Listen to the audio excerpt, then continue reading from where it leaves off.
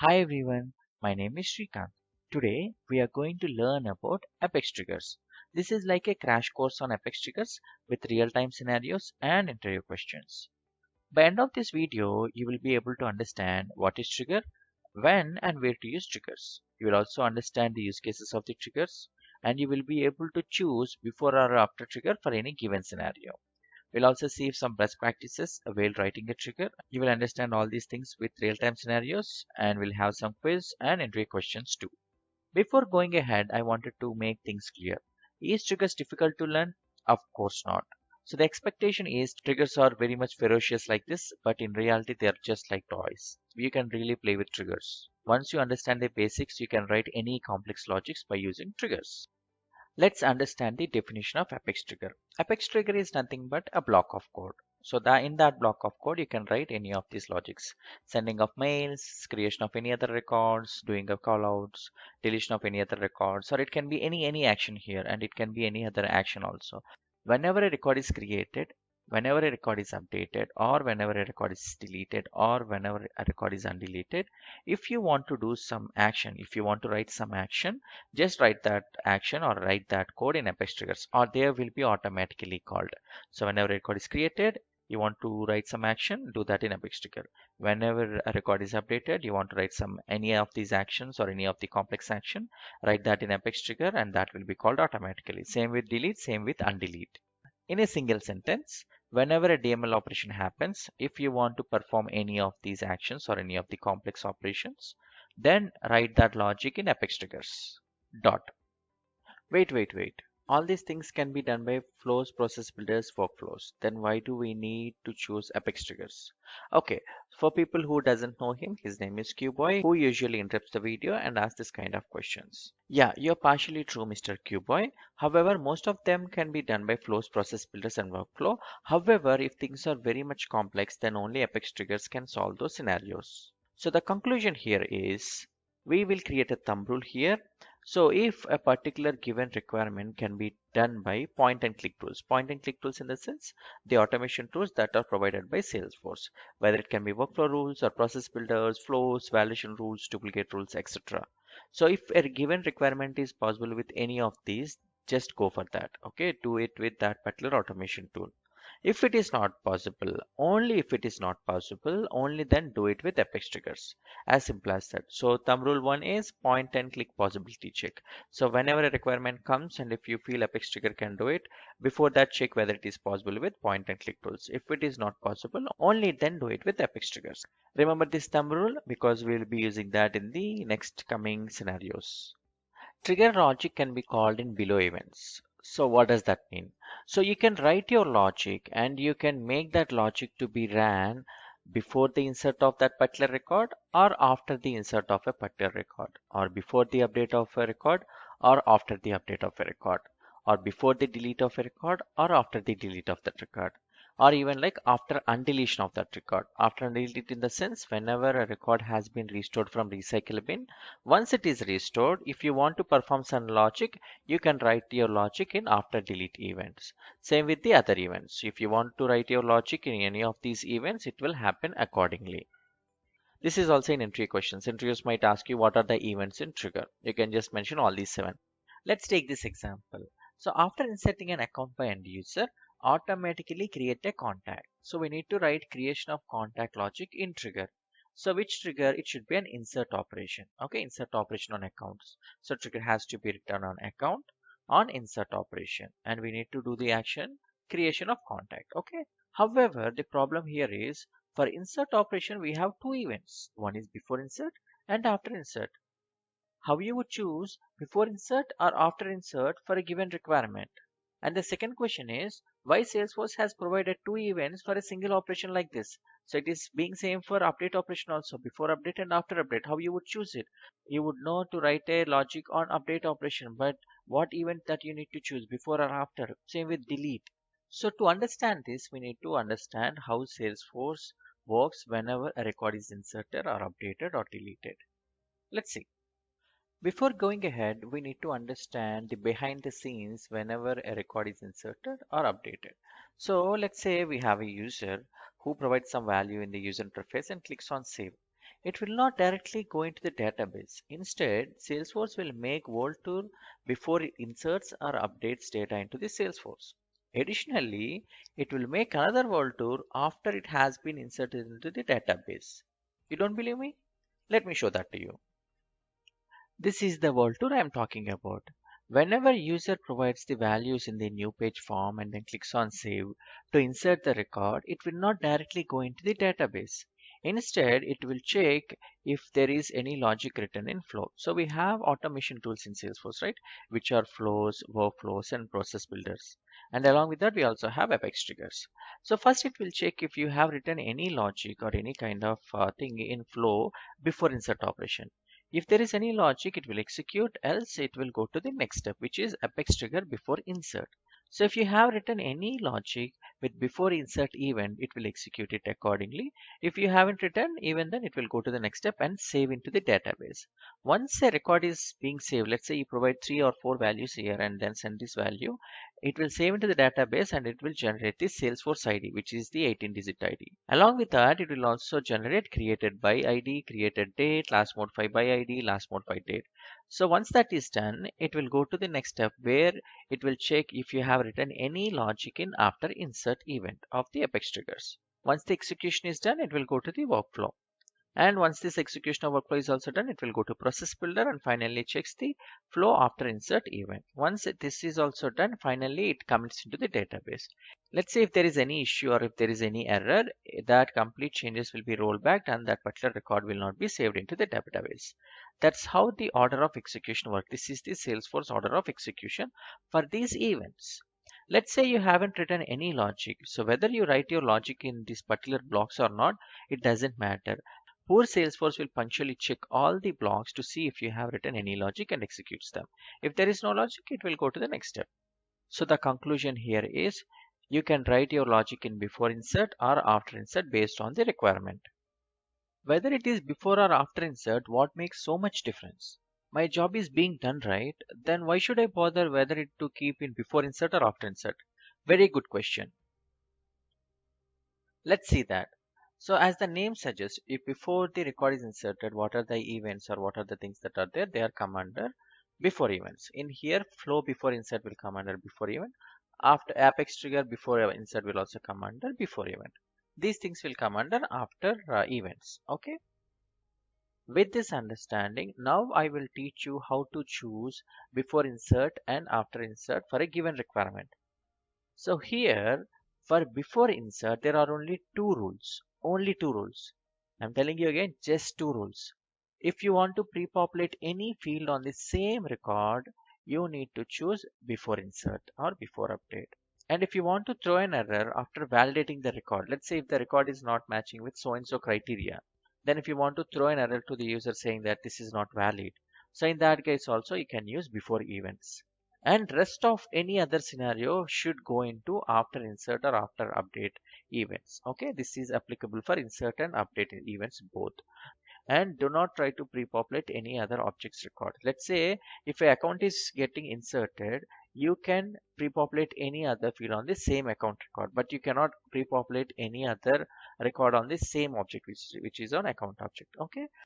Okay, let us see what are the things that we can do in after insert event or after update event. If you want, let's say an account is inserted and if you want to update any other objects records, you need to go for after insert events or after update events. If an account is inserted or updated and if you want to do any other action, something like sending of emails, calling of external system, which is callouts or like integrations, and if you want to do something with system fields on the same record, like last modified by last modified date, record day ID, created or created by, because these values will not be available before the record is inserted. So after that, if you want to do some operations with these fields, you can do that in after insert or after update event only. Now let's see what is this no extra DML required. So let me explain that with an example. Let's say you have a friend who is taking this package and wants to deliver it to this destination. Okay. Now your house is in between her house and the destination. So as anyhow she is taking her package and going to the destination through your home, you thought of saving your time and money there. So you whenever she is going there, you just stopped her and then given your package so that she can take her package and your package and then take it into the destination. So what happened here is you saved your time and money, as anyhow she's going through your house. You just given your package to her so that it is delivered to the destination. So finally both the things are done. Both her task is done and your task is done. Let's relate this to Salesforce. So the delivery center understand that as database. So this is the database. So delivery center is the database. So the created record, after user clicked on save, the created record will go to the database, right? So understand your friend as the created record by the Salesforce. Okay. Now the before, I mean your house or your home, wherever you are having your package, is before insert trigger or before update trigger. Okay. The package itself is your logic. So in this case, the created record, as I have mentioned in the previous order of execution, this created record directly will not go to the database. Instead, it will check if you have written any of your logic in before insert trigger. If you have written, it will take it and then goes into the database. In this way, your time and money has been saved. In the same way, DML operation has been saved by adding your logic in before insert trigger. How DML is saved? Let's say your friend doesn't take your package and then directly goes to the database. So how your package will be delivered? Then you need to deliver your package yourself, which means it will take extra time and effort, correct? In the same way, if you don't write your logic in before insert trigger, after the record is inserted, if you want to do any logic, you need to do another update on that record and then change the values and then save it, and it will be another update again or another DML operation again, which is extra DML operation. So by saving the DML operation, you are increasing the system performance. With this scenario, we have understood that putting our logic in before insert or before update trigger will reduce any extra DML operations. So let's create another thumb rule now. So if we need to update or pre-populate any field on the same record or to fire any validation error validating that record, then we need to go for before event, which is insert or update. In any other condition, we need to jump to after event. So this is the universal way to decide how to choose before insert or before update or after insert after update. This is the biggest thumb rule which you need to remember when writing a trigger. Scenario number 1. I have a requirement while user creating an account. If user provides billing address but not shipping address, write a logic to populate shipping address with billing address. How to achieve this? So basically what Cuba is asking is, while user creating an account, he will provide values, right? So in account, we have billing address and shipping address. If user provides billing address, so all these fields are related to billing address. So if user provides billing address and doesn't provide shipping address, so billing address has to be automatically copied over to shipping address. So let me click on save. Now billing address will be there but not shipping address. So user is expecting this automation of billing address to be copied over to shipping address. So in this case, whenever user is creating an account, we need to do this logic. So obviously whenever a record is inserted, updated or deleted, if we want to perform some action, we can go ahead with triggers. We have other options also, which are flows, process builders, etc. But in this scenario, particularly, we are working on triggers. So hence we need to write a trigger here. Now, so trigger has to be written on which object, what operation, and which event. So operation meaning insert, update, or delete. Okay. So whenever trigger has to be written, we need to mention what object is it, what operation we are doing, and what event it is. Okay. Now we need to understand what is the object. Okay. So trigger has to be written on object on which user will do his action. Okay. So while user is creating an account, so basically user is creating an account. Okay, so that's what his action is. So based on this action, we need to perform this logic. So what is the logic? Populating of billing address to shipping address. So this logic we will write it on trigger. However, we need to mention the object name as account here because user is performing his action on this object. Okay, based on some action we need to do some logic. So as per this, the object would be account. Now, so if we see, we have account now. The object has been finalized as account. So what operation? So operation has to be either insert or update or delete, or it can be undelete also. So in this scenario, what should be the trigger option? So we'll again take help of this thing. So where it says the action that user has performed. So if you see here, while user is creating an account, so basically user is creating an account, basically he's inserting an account, and then we need to do some action. So on insertion, which means the operation has to be insertion here. So account, so object is account and the operation is insert. Now the thing is which event, so before event or after event. If you remember in the previous flow chart I was explaining, so we have before events and after events also, right? So which event we have to choose, before or after? So the event is before or after event can be found by our thumb rule. So we have our thumb rule discussed, right? So let us see that thumb rule now. So the thumb rule says if we need to update or pre-populate any fields on the same record or to file an error validating the record, then go with before event. In any other case, go for after events. So in our scenario, what are we doing? We are actually pre-populating shipping address based on billing address. So does that come under this scenario?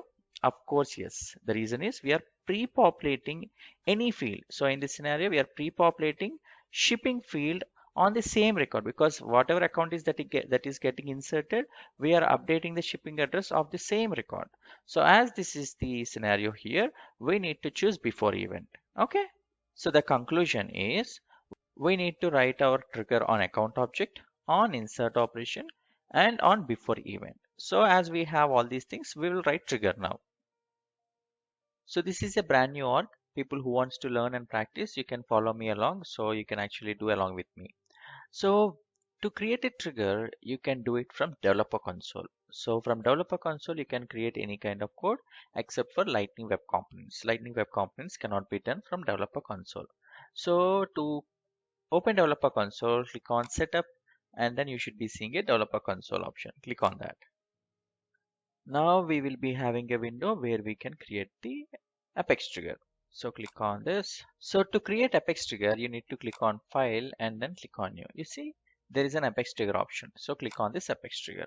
So it will ask you the name and the object. So as we have seen in the previous scenario, let me open the notepad. So the object has to be account and operation is insert and event is before, right? So this is for scenario one. Scenario one. This is the conclusion, we got it, right? Now, so it is asking for us to select the S object. So as we have seen in the notepad, so the object is account. So select on account. So give some meaningful names. Usually I will give the object name and the trigger. Okay. So name shouldn't have spaces in between. You can use underscore. So I will just use like this. So account trigger. And then click on submit. Now trigger has been created. So if you see, we have trigger name that we have given and the object selection is also given. But how does this before insert has come into picture? So it's actually a default value that Salesforce has given. Okay. So as per our previous conclusion, the object has to be account, operation has to be insert, and event has to be before, right? So if you see the default value that Salesforce has provided for us is very much matching with our event and operation. So we'll leave like that. Okay. If your event is after, you need to change this to after. If your operation is update, you need to change it accordingly. So this is the syntax how to write a trigger. So trigger, the trigger name, and then account. So this is actually given by Salesforce itself. We haven't done anything.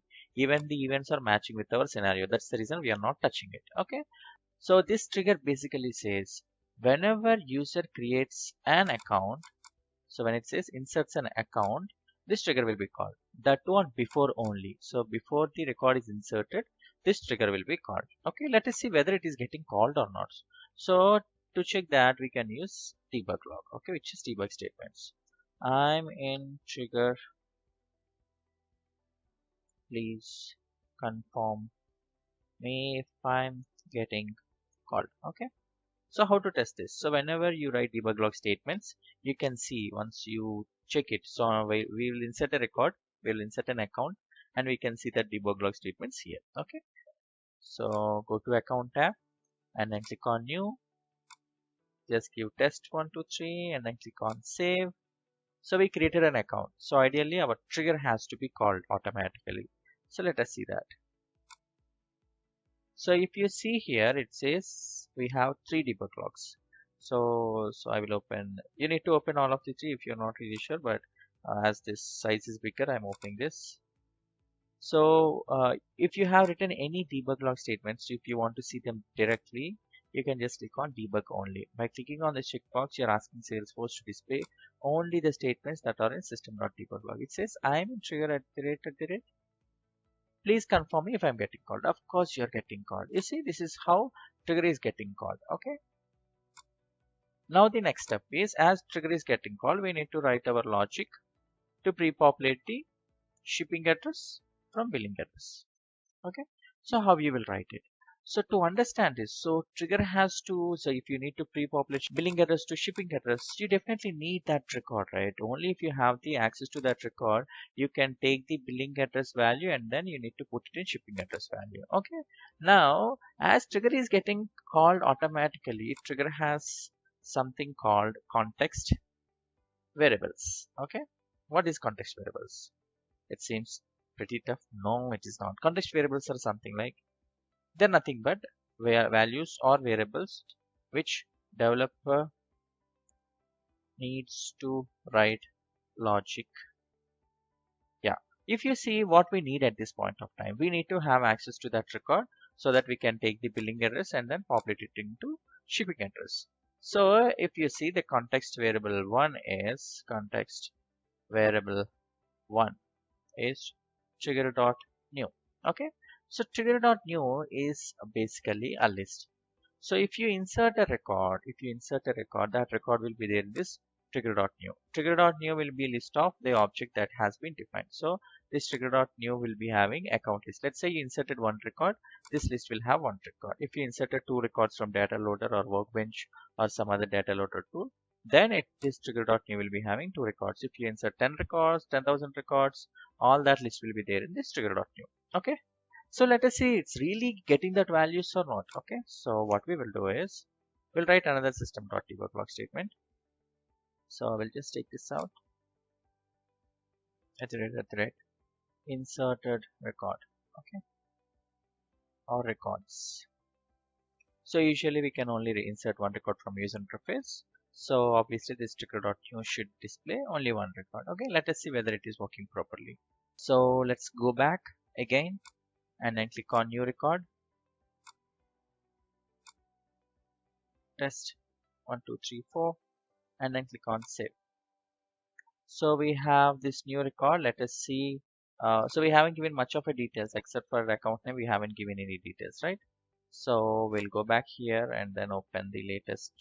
So these are the latest three, out of which this seems to be bigger. So I think debug log will be there here. So you need to check all these three if it is not there in any of the debug log that you are seeing. Okay. So click on debug log and if you see inserted record and it says account, and then it is having many fields, all the fields in that account. Okay, billing city, billing state. So we haven't given any of the values, billing city, billing state, billing postal code, and we also have the name that we have given, test123. And the thing is, ID is null. Why ID is null? We have inserted the account, right? So if we go back to the account, that account is having Salesforce ID. Salesforce ID can be seen on URL, right? So this ID is not populating it here, right? ID equal to null. Why? Why is it? The reason is this particular trigger is getting called on before insert. Before the insert itself, ID will not be generated.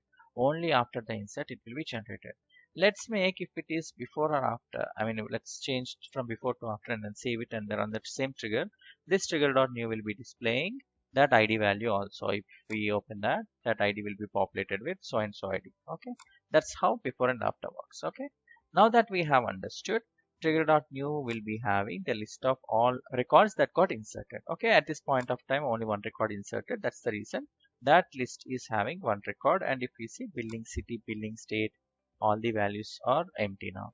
So now we have access to billing city of billing state values, right? So based on that, we'll write logic now. So let's close this and then I will close this. So let's write an if condition first. So what is this if condition? So all the context variables or the variables which needed to the developer will start with trigger. Okay, these are Salesforce given context variables. Okay, so it will start with trigger only. So trigger dot is before and trigger dot is insert. So basically what it says is if the trigger is getting called on before event and insert, then go into this block. So why we are rating it? Already before insert itself says that block will be called automatically, right? So you will understand why I have written this if condition separately, okay? But this is no harm, right? Because it says this is true. Trigger dot is before returns true if it is a before event. Trigger dot is insert will return true if it is an insert event, okay? As a record is getting inserted before the insert, both of them will be true and this block will be called. So this is how it will be started, okay? So don't worry, we'll understand why this if block is there. Now, as you have seen, this Trigger.new is a list of, it's basically a list. So even though you record one record or 10 record, this will have that list. If you insert one record, this list will have one record. Okay. So that is the reason you definitely need to run a for loop on that list. For loop. So what object is it? So the object is account. So we will see account record and then Trigger.new. It's a list. Okay. And then we can write our logic in between. So this particular list will have all the records inserted and we are taking each of the record and then putting into ACC, and then this will loop until all the records is done. But as one record is inserted, this loop will be looped only once. Okay. Now what we will do is, if we need to actually update shipping address with billing address, correct? So ACC rec. So I will put a debug log statement here in case ACC rec record and loop. Okay, so far we are good with this loop. Now the next thing is we need to update the shipping address with billing address.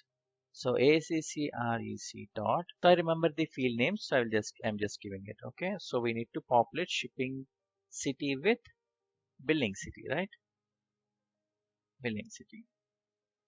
ACC rec dot shipping country equal to ACC rec dot billing country ACC rec dot billing postal code.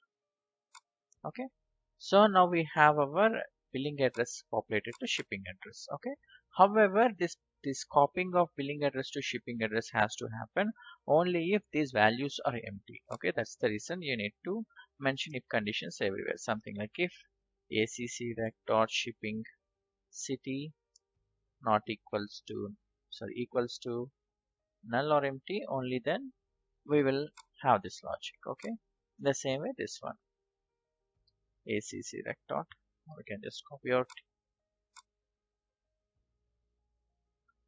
and same with this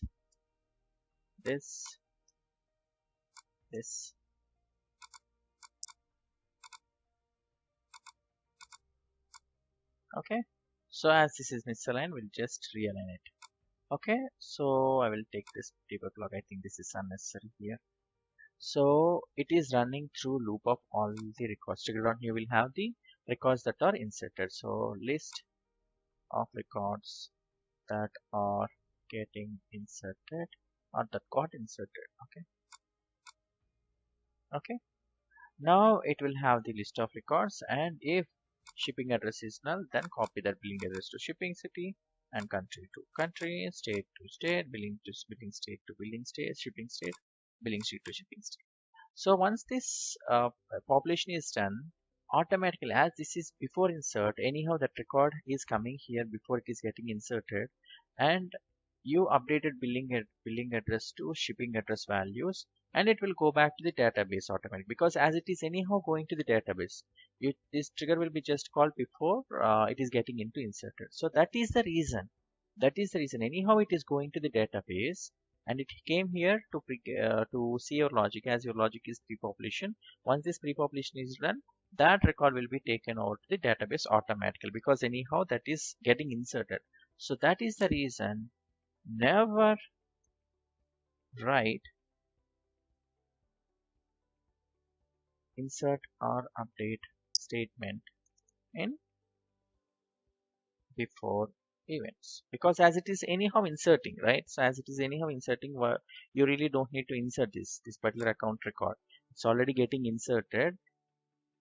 as user clicking on save. Just before the insert, it came here. You have shown your logic to pre-populate, and then it will go back to database automatically and it will get inserted accordingly. So never write insert or update statements in before events. You really don't need to update this particular data or like insert the particular data. Okay. So this is how you need to write your before insert. Let us see whether it is working properly or not. Okay. Click on save. Go back here. So we'll create new account, test scenario 1, and then we'll give building street, test B1, C1, B1, S1, C1. Okay, let's click on save. So the expectation is this data has to be copied over to this fields. Click on save. And then click on details. And if we scroll down, see, building street has been copied to shipping street and all the other fields has copied into that streets accordingly. Okay. So this is how you need to write your logic to populate data from one field to another field or populate any fields in the same record. So we are done writing the trigger for before insert and for scenario 1. So in this scenario, we learned that Trigger.new is one of the context variable. Now we also have used Trigger.is before and Trigger.is insert also. Okay, so these are another two context variables now. So total in this scenario, we have learned about 3 context variables. So context variables, Trigger.is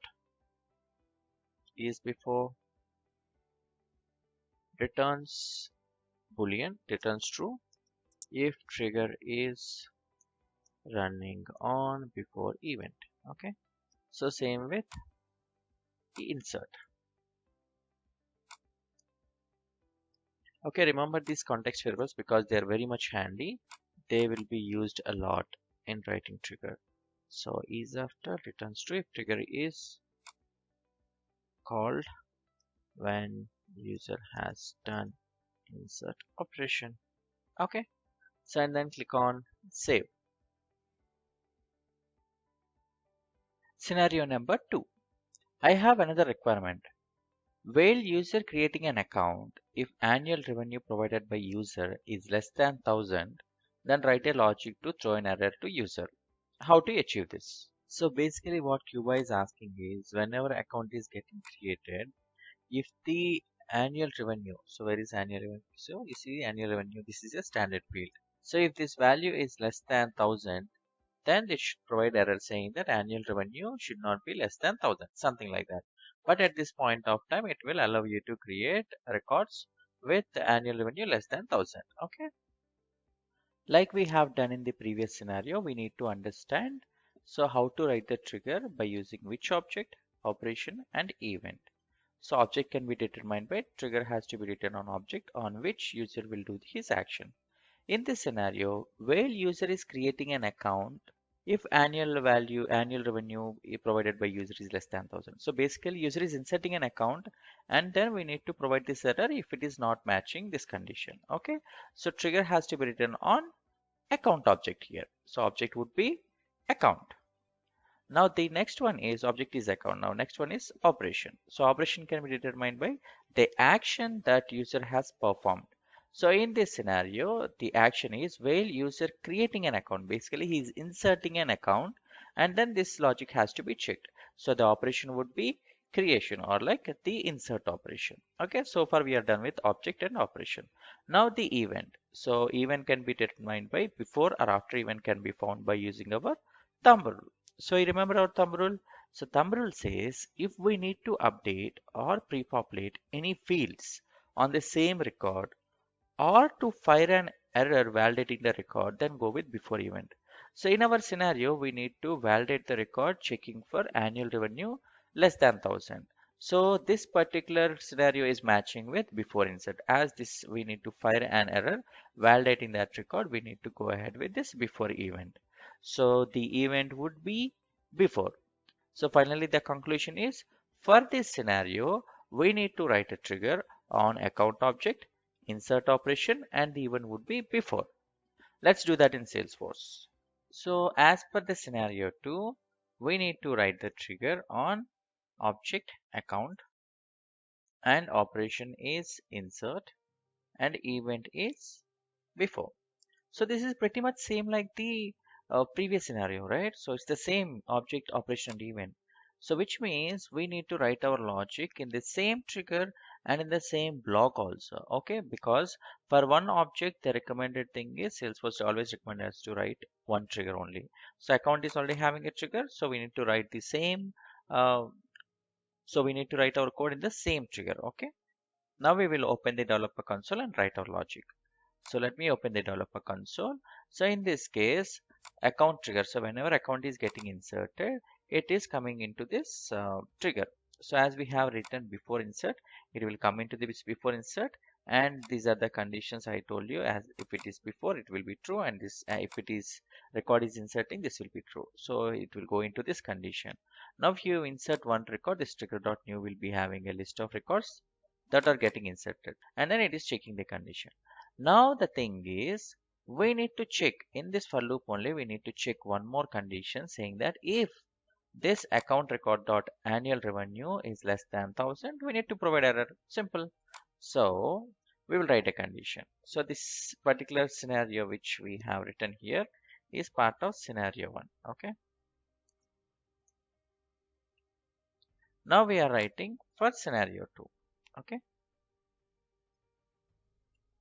Scenario 2, which is throw error if annual revenue is less than 1000. Okay. So the condition would be if ACCREC dot annual revenue less than 1000, then we need to show an error. So throwing an error is something which can be done from triggers. So we have a method called add error. So that error method, we can use it something like this. So we need to mention the record name, and we need to mention add error method and mention that, and you can mention the error name here. Annual revenue less cannot be less than 1000, and then save it. So this way, whenever you insert an account, it will come here. In that, it will loop through that list. As list is having only one record, it will go inside. It will check the revenue. If it is less than 1000, it will show an error. If it is greater than 1000, then it will come down, and then it will populate the billing address and shipping address accordingly. Let us see how it is working now. So we'll go back to Salesforce again, the UI, and then we'll create a new account. So this is all about in insert operations only. So I'll create test account, and I will scroll down. I will give billing address, and in the annual revenue I will provide value something around 155, okay, which is less than 1000. So the expectation is, as we have given less than 1000, it should throw an error, and it should not copy the billing to shipping address, because anyhow that should not work, right? So if I click on save, it should throw an error saying that annual revenue cannot be less than 1000. Simple. If I give 1000, then it will process. So which means our condition, this condition will be bypassed, and it will go down, and then our logic of scenario 1 will be executed accordingly. So we'll go back here, and then as I have given 1000, so less than 1000, it will error. So if it is equal to 1000 or greater than that, it will go forward. So click on save. Now if I open the details, see the values are copied over from billing to shipping address. So this is how you can pre-populate the fields from before insert, and you can also fire error based on conditions. Scenario number 3. I have another requirement. When user created an account, write a logic to create contact with same name and associate account and contact. How to achieve this? So what Cuba is asking is, so this is accounts tab, right? So whenever user creates an account, let's say test account, and then he just saves it. Okay, he just saves it. An account will be automatically created, of course. So as we are creating an account, it will be created. However, as per the requirement which asked by Cuboy, a contact also has to be created under this account with the same name as the account name that we have given.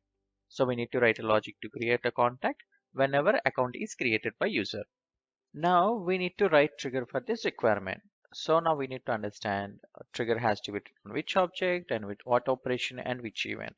We can determine that by using this text here. So which object? So for object, trigger has to be written on object on which user will do his action. In this scenario, when user created an account, so basically user is creating an account and we need to write this logic to create a contact. So user is creating an account. So the object would be account. Now what operation? Operation here is the action that user has performed. So here the user is actually when user created an account. So basically he is creating an account, which means insert operation. So the operation would be insert. Now the event before or after event can be found by using our thumb rule. So what is our thumb rule? Thumb rule says if we need to update or pre-populate any field on the same record or to fire an error validating the record, then go with before event. But in our scenario, we are neither doing pre-populating or we are not validating that record. Hence, in any other condition, we need to jump to after event. As we are creating a new contact for that account, so basically we need to go for after. So the event would be after. Let's see how we can code that in trigger. Now we need to write our trigger. So we need to write our trigger on. So basically after the conclusion for scenario 3, we understood that object should be account and operation should be insert and event must be after. Okay. However, we already written a trigger on account, but we have written trigger on before insert event. So let me open that trigger.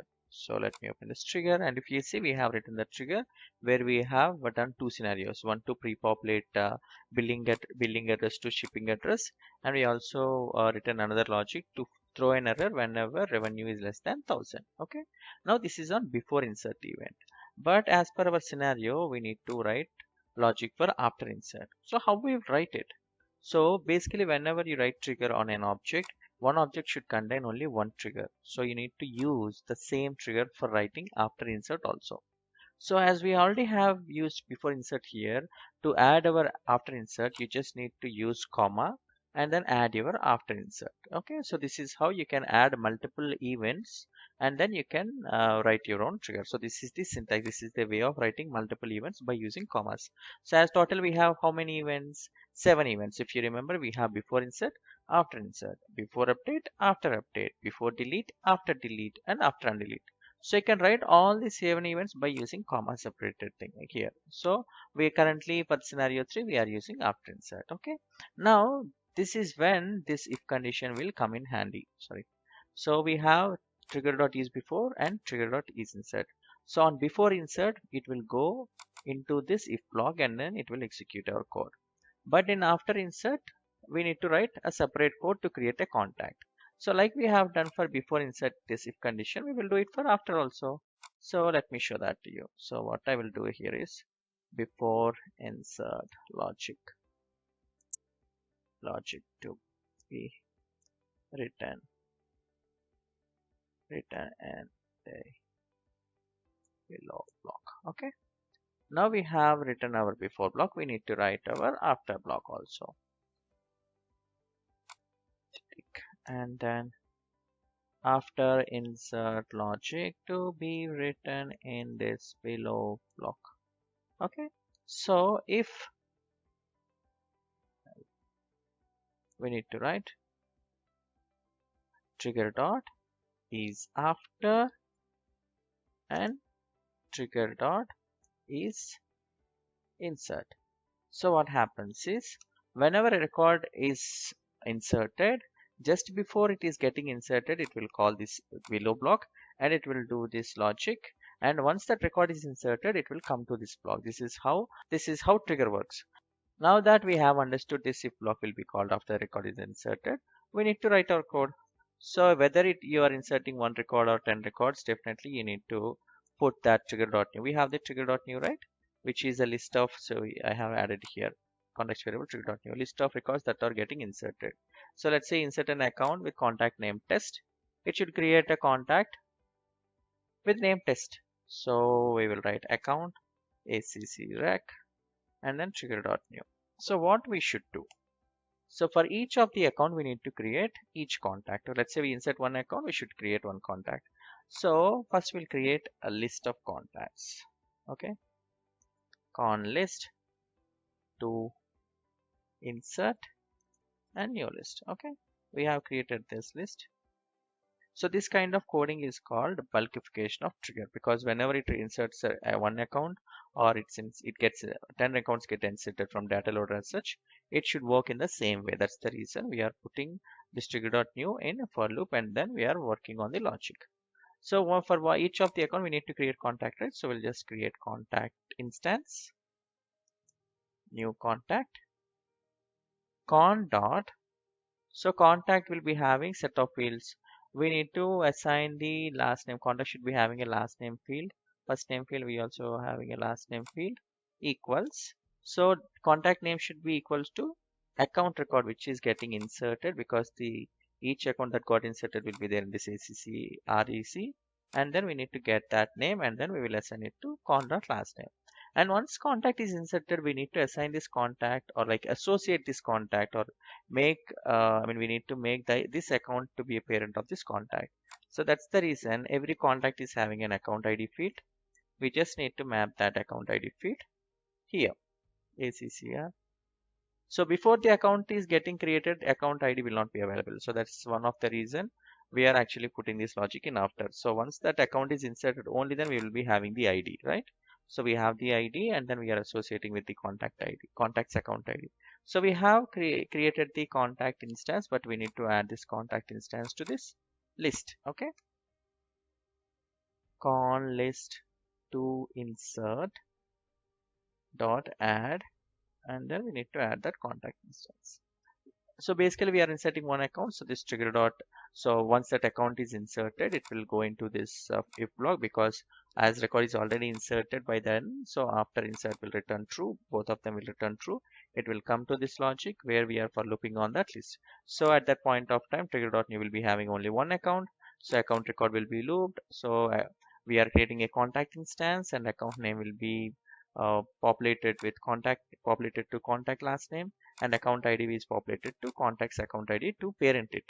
And then we are adding into a list. Once we add that list, we need to insert this contact list. So that is something which we will do at the bottom. So if we need to check the size, of course, insert dot size. So whenever you are inserting a list, you definitely need to check the size before you are doing it. Just do insert and then con list to insert. So this is how you can actually insert a list. You think this is done? Of course this is done. Basically we have after insert block where we have looping all the accounts which are getting inserted, and then we are creating instance of for each of the account and then putting into a list. Finally we are inserting the contacts. So let's try this and then see whether it is working as expected or not. So click on save, and then we'll go back. We'll create a new account. Okay. So click on new, test scenario 3. Okay, this is the name of our account. So this is scenario 3, right? Yes. And click on save. And then it should create a contact. You see a contact has been created. This is the account, a new contact has been created. Let me open this contact. So contact last name is should be matching with our account ID. So account. So scenario 3. This is the last name or account name. So this is how you need to do your logic in after insert. So we have learned a new context variable here, which is after. Okay. So let's copy this one and paste it. Oh, so this is for insert. I did mistake before. So it's insert and this is after. Returns true if trigger is called after the record is inserted. After the record is inserted or updated. Okay. So this we have done so far. So we are so far done with 4 context variables. There are yet more to come, but yeah, this is the list. So this is our after insert block and this is our before insert block. Okay, and we just need to mention this is scenario 3. Scenario number 4. I have another requirement. When user updates account record, if user changes account name, throw an error saying that account name once created cannot be modified. How to achieve this? So basically what Cuba is saying is whenever user tries to update the account name, so we have the account name, right? So if we change this account name to so and so value, it should not change. It's like our name in passport. So we cannot change it, right? It's not easy to change it, right? So in the same way, I think in account, users shouldn't be able to change their account once it is created. So I'm clicking on this save. Now it is getting updated. However, the requirement is if someone changes account name, it should not get updated. It should throw an error. For this scenario, we need to write trigger. So which object, which operation, which event. So we'll see that. So the object can be determined by trigger has to be written on object on which user will do his action.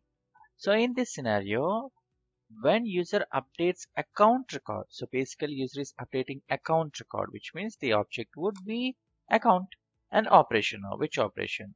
The action that user has performed, insert, update or delete.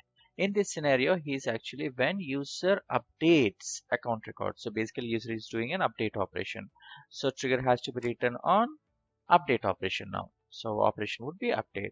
Finally, event. So whether it is before or after event can be found by using our thumb rule. So what our thumb rule says. If we need to update or pre-populate any field or fields on the same record or to fire an error validating the record, then go with before event.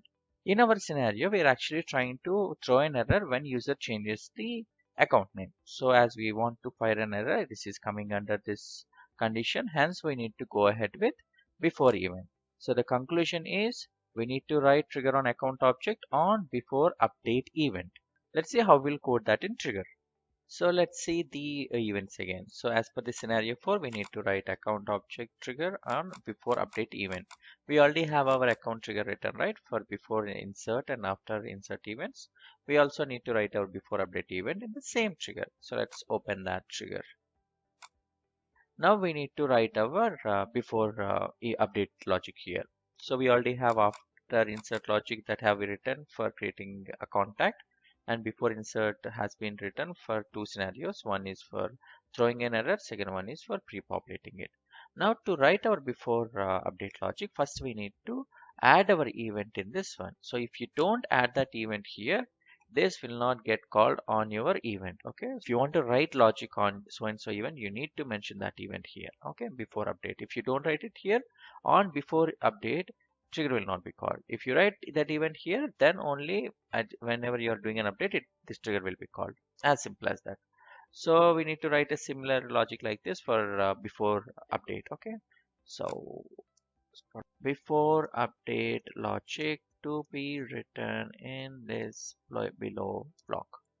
Okay, now we'll write if condition if trigger dot is before, and we'll be seeing a new context variable here, trigger dot is update. Okay, so this is the block where you need to write your logic whenever a record is updated. Just before the update, if you want to write your logic, you need to write it here. In our scenario, we need to write our logic to throw an error if account name is changed.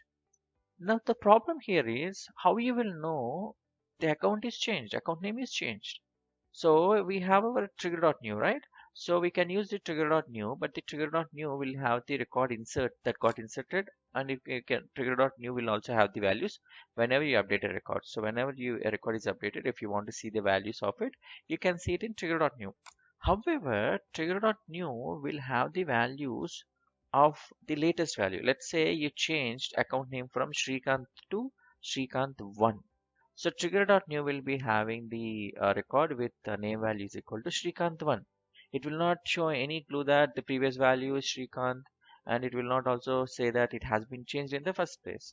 So that's the reason you will never find the value or like the previous value in trigger.new. Okay. So then what is the solution here? So like Salesforce has provided many context variables, Salesforce has also provided another context variable. That context variable is called trigger.old. As the name suggests, new will be having the record which with the latest values. Trigger.old will be having the list of records which are having the old values of the same record. The previous values will be there in trigger.old, the new values will be there in new trigger.new. Okay, so let's see whether it is really looking the same. Okay, we'll debug log it and then you will understand.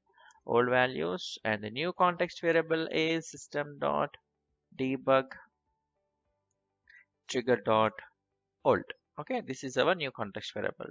Hey trigger.old, welcome to the club, and then click on save. So now we'll see whenever you are updating a record with the name, then we'll see the latest values has to be in trigger.new. And let's say I change from Srikanth to Srikanth1, the value Srikanth went to be there in the trigger.new. Srikanth should be there in trigger.old. Let's see that. Okay, so let me click here. Let me open an account. So click on test123. So I will just change the account name from test123 to test123 updated. Okay, and then we'll click on save. So as soon as I click on save, if I go to the developer console and then open the logs, so this is having the higher stage, I think this should be it. And then click on debug only. So the new values, if you see, the new value says the name is equal to, if you see, let me, test123 updated. Okay, old values, it's the same list. If you see, it's the same ID, same record. However, it will be having the old value test123. So by comparing this record and this record, we can say that whether it is updated. So this record's name not equals to this record's name, then obviously we can understand that the name has been changed. Simple. Okay. Now we have this trigger.new and trigger.now. However, we need to bulkify this code. So if we need to bulkify it like that, so we need to compare the names. Okay. So which is like you need to write for loop on this new list, and for each of that new list you need to compare each of the old list, and then you need to write your comparison logic like new list record dot name not equal to old list variable dot name. It's like new list of something like that. Okay, then you need to throw an error saying that add error. It's just an algorithm. It's not the actual code. The syntax would not be same. But this is how you need to do it. If we are using this list, you need to use two for loops. So this kind, and because of this thing only, we have maps. Okay. So Salesforce has created maps for you where you need to create ID key value pair kind of thing. However, so for this kind of scenarios, Salesforce has expected this kind of scenarios would be quite common. That's the reason Salesforce has given another two context variables on new and old list. So those context variables are trigger.new map. It's the same list except that is a map. It's a list is converted into a map where key will be the ID of that record and value would be the actual record. So trigger.old map. Okay, ding ding. So let us see how they are looking. So basically new map will be having ID and value of record with new values. Okay, same here, ID is the key and record with old values. That's how it looks like. So let's click on save, and then let's see how that looks like. We'll also see how it is looking like in the debug log. So let me open another account, so test account maybe, and then I will change it. Instead of test account, I will make it to updated, and then click on save. And if I open the developer console again, and then open the latest log, click on debug only, which will open statements. If you see new values, and it's a new list, it's that new test trigger.new where it says the new value, which is test account updated. And the next one is the map where it says this is the key will be the ID of that record, and this is the record. So key and that record will be having the same new value. And this is the old trigger.old list where it has the name as test account, which is the previous value, and this is the key value pair. This is key value is ID, value is the actual record. So in that record, the name is test account. So by using this map, you can actually do the comparison easily without multiple for loops. Else you need to do two for loops and then do it. So in this scenario, let me show you how I will be using that map and then comparing these records. Okay. First, I will just run the loop on the new list. Okay, I will just run the same loop like I'm doing it here. So account ACC REC and then trigger.new. So whenever you need to compare, so this is a very common scenario to compare. Let's say you need to, if this particular value is changed, you need to do so and so logic. So that kind of scenarios will come very quite often. So this is the way that you need to do the comparison. So remember this scenario, this will be very much handy. I have done this kind of comparison like 50 to 100 times in my complete career. So that's kind of usage this particular scenario is having. So now we'll change the variable of this one first. So instead of ACCRSC, we will just add new so that it is easy for us to refer. That's it. Now we need to compare it. So we need to compare this new record. So new record will be there in trigger.new, right? New value will be there. So let's say I enter Srikanth. I change it to Srikanth1. Srikanth1 will be there, this ACC record new.name. Okay. We need to have the old record also, old account record also, which is if we want to grab that, we will create new variable IC old. So this is a variable which has to hold the old record values. So for that we will use trigger.oldMap. So trigger.oldMap is basically a map. So from map, if you want to get the value or like the record of it, you need to use get operator. So by using that get operator, you can get that old record. However, get operator, we need to provide the key value. What is the key? Old map and new map will be having the same keys, which are the record IDs. So we can use the record ID of the new record value, which is ACC REC new.id. As old map and new map or old records and new records are having the same record IDs. IDs would be same. Only other field values, something like name, phone, billing address, billing city, etc. will be changed. So that's the reason if you ask old map with the record ID of the new record, it will fetch that old record value with the old values. Okay. Now ACC record new, ACC REC new will be having the values which are new, which is like Srikanth one will be stored there, and ACC REC old, if you want to grab it, the old value which is Srikanth will be stored in this account record. Okay. So now we will do the comparison. Okay. If ACC REC new dot name not equals to ACC REC old dot name. So basically this is the comparison. This is the new record or like a record with new values, and this is the record instance which is having the old values. So new values dot name and old record old values dot name does it match? Basically name has been changed. If this condition matches, basically the name has been changed. In that case, we need to provide an error. What is that error? So ACC REC new dot add error. This is the method. I think we already have seen in the previous scenario. So add error is the method. We just can give something like this. Account name cannot be modified or changed once it is created. Okay. So let us save this. And what is the error? Yeah. So just take this space out. Done. So let's save this one. So whenever you want to compare, so basically these kind of scenarios are very much common. Whenever you need to compare, saying that if that particular field has been changed, do so and so logic. This kind of scenarios are very much common. So if you want to compare between phone, you need to do the same. ACCREC new dot phone not equals to ACCREC old dot phone. Same with any other field. You can do multiple fields. So comparisons has to be done like this. Get that old map and ask the record ID so that it will give you the record for which will be having old values, and you can compare with old and new record values like this. So let's test this out. So I will quickly go back to the Salesforce, and then I'll open one account and I will try to change this account name. So test account updated now. And then if I click on save, it should provide me an error saying that you cannot modify it. You see, account name cannot be modified or changed once it is created. And voila, this is how you can add validations in before update by comparing old and previous values. In this scenario, you need to really understand how I have done this comparison. This is very common scenario.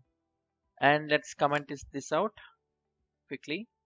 And yeah, and we have learned new context variables, right, which are old map, old, new map, and we also have learned old. So let's add that one also.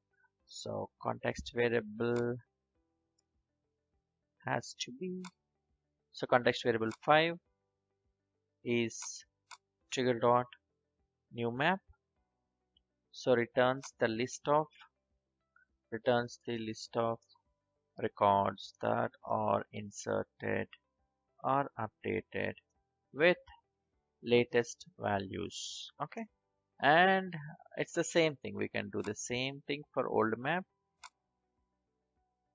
except that it has to be having old map returns the list of records that are inserted or updated with old or prior values. Okay, let's say I change from Srikanth to Srikanth 1.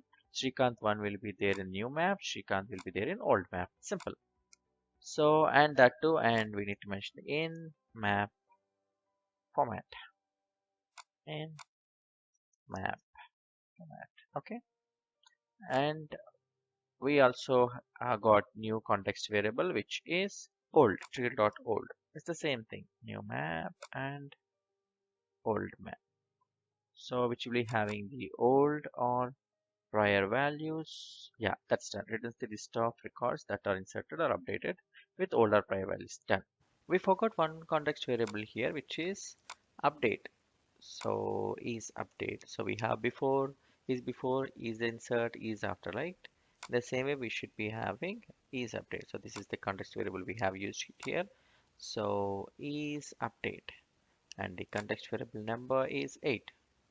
Returns true if trigger is called when record is updated. Simple. And then yeah, so we are done with the context variables for all these 4 scenarios. Scenario number 5. I have another requirement. On user updating account record, if billing address is changed, update all its child contacts mail address field same as the account's billing address. How to achieve this? So what Cuba is asking here is, so let me open any account that Salesforce has already given. So let's say this Edge communication. So we have an account which is Edge communication and it is having 2 contacts. Okay. Now if we go to details and user changes the billing address here, then automatically we have in contact, we have addresses in contacts for each of the contacts. So this is the first contact and this is the second contact. So in the first contact, the address, which is the address here, this address has to be updated based on this address. So let's say if I change this address to something, then automatically that value has to be reflected both in contact 1 mailing address and contact 2 mailing address, which are associated with this account. For this scenario, we need to write the trigger. So which object, which operation, which event, that can be determined here. So object trigger has to be written on object on which user will do his action. So in this scenario, here on user updating account record. So hence the object would be account.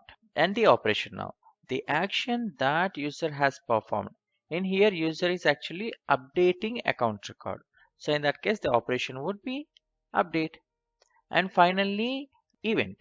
Before or after event can be found by our thumb rule. So what does our thumb rule says? If we need to update or pre-populate any field on the same record or to find an error validating the record, then go to before event. In our scenario, we need to update the record. However, we need to update its child records, not on the same record. So user is updating account and then child records has to be updated as per the logic. But in here, this is completely different. This is updating the same record or firing an validation error. As this is not satisfying this particular condition here, we need to go ahead with after event. In any other condition, jump to after event. So the event would be after. So we need to write trigger on account on after update event. Let's see how we can do this in Salesforce. So let me recap the requirement again. So we have account which is associated with 2 contacts, contact 1 and contact 2.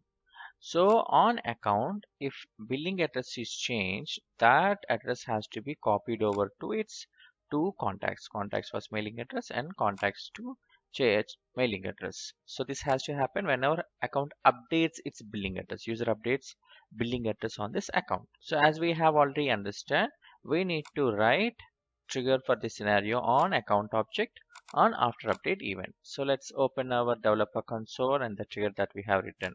As we already know, we are writing trigger on account. So that's the reason we need to use the same trigger again, because we need to write one trigger for one object. That's the recommendation. So we have already 3 events that we have added here. We need to do the after update event, right? So if we want to add our after update event, we just need to add this here, after update. So this is how you need to add your new event every time you are working on the same trigger. Okay. So as you already know, if you want to run your block, once the record is updated, like after the update, you need to write your if condition again. So after update logic to be written in this below block. We'll just follow the same thing that we have done before. So before update, we have written like that, after insert and before insert. And the same we will write it again for after update also. If trigger dot is after and trigger dot is update, then we need to write our logic here. So what is the logic? If as account is getting updated, then it will come to this logic. We need to check if the billing address is changed. If with the billing address is changed, only then we need to go forward and then update our contacts. So to check whether a particular field value has been changed or not, we already done that thing, right? So we can just get that old record and we need to run the for loop. We need to check the old record and then we need to get that name and then the previous values name, and then we just compare it. In the same way, we need to write for loop here also. So first we need to loop here on account acc record new, and we need to run on trigger.new. Now we need to understand, let's say we have inserted or like we updated one account, this trigger.new will be having one account. Let's say we have updated 10 accounts from data loader or workbench as such, this trigger.new will be having 10 records then. Okay. Now we need to compare it with the, we need to get the old values record also now. So how we will get it? So we'll create an instance here, account acc rec old, and you know, right, we just you need to use the old map here, so which is the same as this. We need to get trigger dot old map. So what does that old map? Returns the list of records that are inserted or updated with the old prior values in map format. So this is old map. Old map will get the complete records list, which will be having the prior values. Okay. So in this map, we need to get our record by using the get function, and we need to check. We need to get that record by using its ID. So get rec new dot ID. Yeah. So now that we have, so from this map, we are getting our record ID, which will be having our old values in this account now. We just need to compare these values and these values, billing city, billing state, billing address as such. But at this point of time, I really don't want to compare each and every field. So in our scenario, let's go back here. And if we see, we have what is the first billing field? It's a billing street. So we'll just write it only on billing street logic. So if acc rec new dot billing street not equals to acc rec old dot billing street. So if both are not equal, that means that billing address has been changed. We are particularly only checking on billing street. We really don't want to check every other field on that billing address. If you want, you can just put or operator and then acc dot billing city not equal to acc old dot billing city and so on. You can just do that. But in this scenario, I wanted to only check billing street change here. So now that if we understood if both of them are different, that means this particular record is basically got changed. This will be records, this particular account billing address has been changed. Okay. We need to track that account ID here. So we need to put that account in a set here. I will tell you why we are using set here. So ID and then ACC IDs which got billing address changed. Okay, new set. So this is a bulkification of code. That's the reason we are using this kind of logic. Else it is like we know whatever account has been done. We just really don't need to have sets and all. But this is bulkification of code. If 10 records got updated and out of which only 3 records updated is billing address, this set should capture those account IDs for which a billing address has been changed. So dot add, by using add operator, you can add your account IDs into this set. So ACC rec new dot ID. So what we have done so far? So we have compared each.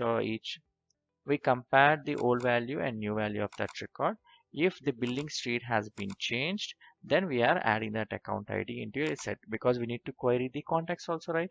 And only then we can update the contacts. So at this point of time, we got, let's say if we insert one account and if that billing address has been changed, this set will be having one record. Let's say you have updated 10 account records from Workbench or from data loader.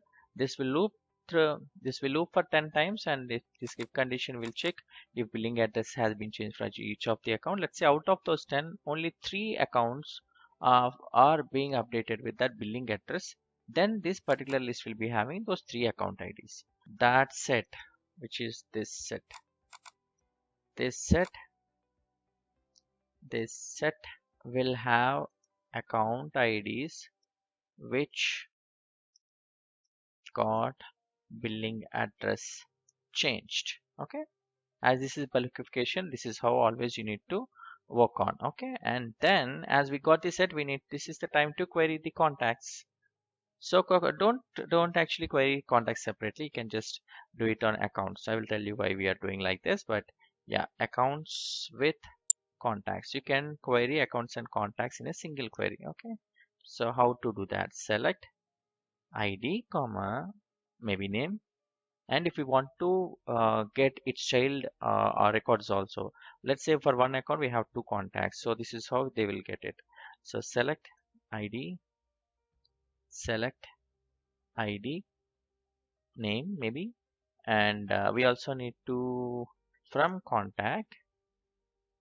So in this inner query, whenever you are using, you need to have this contacts instead of contact. It should be contacts. So in this scenario, whenever you are querying contacts within a single query of account, you just need to use contacts, not contact. Okay.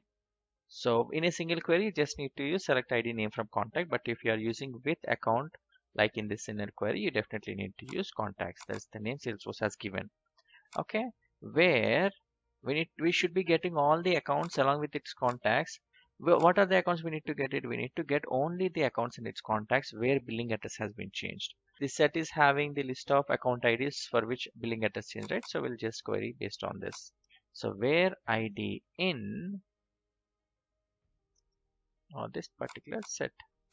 Now this query will be having all the accounts. This query will be having all the accounts for which contacts address has to be changed. However, we need to get the billing city, billing address completely from here. So billing city, because we need to put it in contacts, right? So billing street, billing state, billing country. Let's have only these 4. Okay. So what we would do is we need to run loop on this, and then we will update the contacts. Okay. So we need to have a separate list where we need to add our contacts. So list of contacts, contacts list to update, and this is an empty list. Contact. Okay, now we need to run for loop on these accounts, and then for each of the contact we'll change the address. So for loop on this account ACC, and then we need to get this one. So we need to get all the contacts list, right? So what we will do is contacts, contact. We will put all the contacts in a list first. CONs of the looped account. And we can actually grab that account's contacts by using this kind of thing, this kind of value. So acc.name will bring acc.a account name. acc.billing city will give as acc billing city. In the same way, the contacts of its account can be grabbed by using this acc.contacts. Whatever name you have used it here, you can get it like this. So by using this, it will return the list of contacts associated with this current account, and we are putting into a list. And in this list, we need to loop it again, and then finally we need to update the billing city into this mailing city. So what we need to do is we need to run loop on that again. Contact con, we are running loop on this contacts. Okay, and what we need to do, we need to update con dot mailing street is equal to acc dot billing street. Con dot mailing city equal to account dot billing city. Same with the other fields, mailing state, billing state. What else is left? Billing street is done, state and country. Con dot mailing country equal to acc dot billing country. So we have our four field contact. We just updated these contact values, and then we just need to add this contact into our list. So we'll just add this into our list, add, and then con.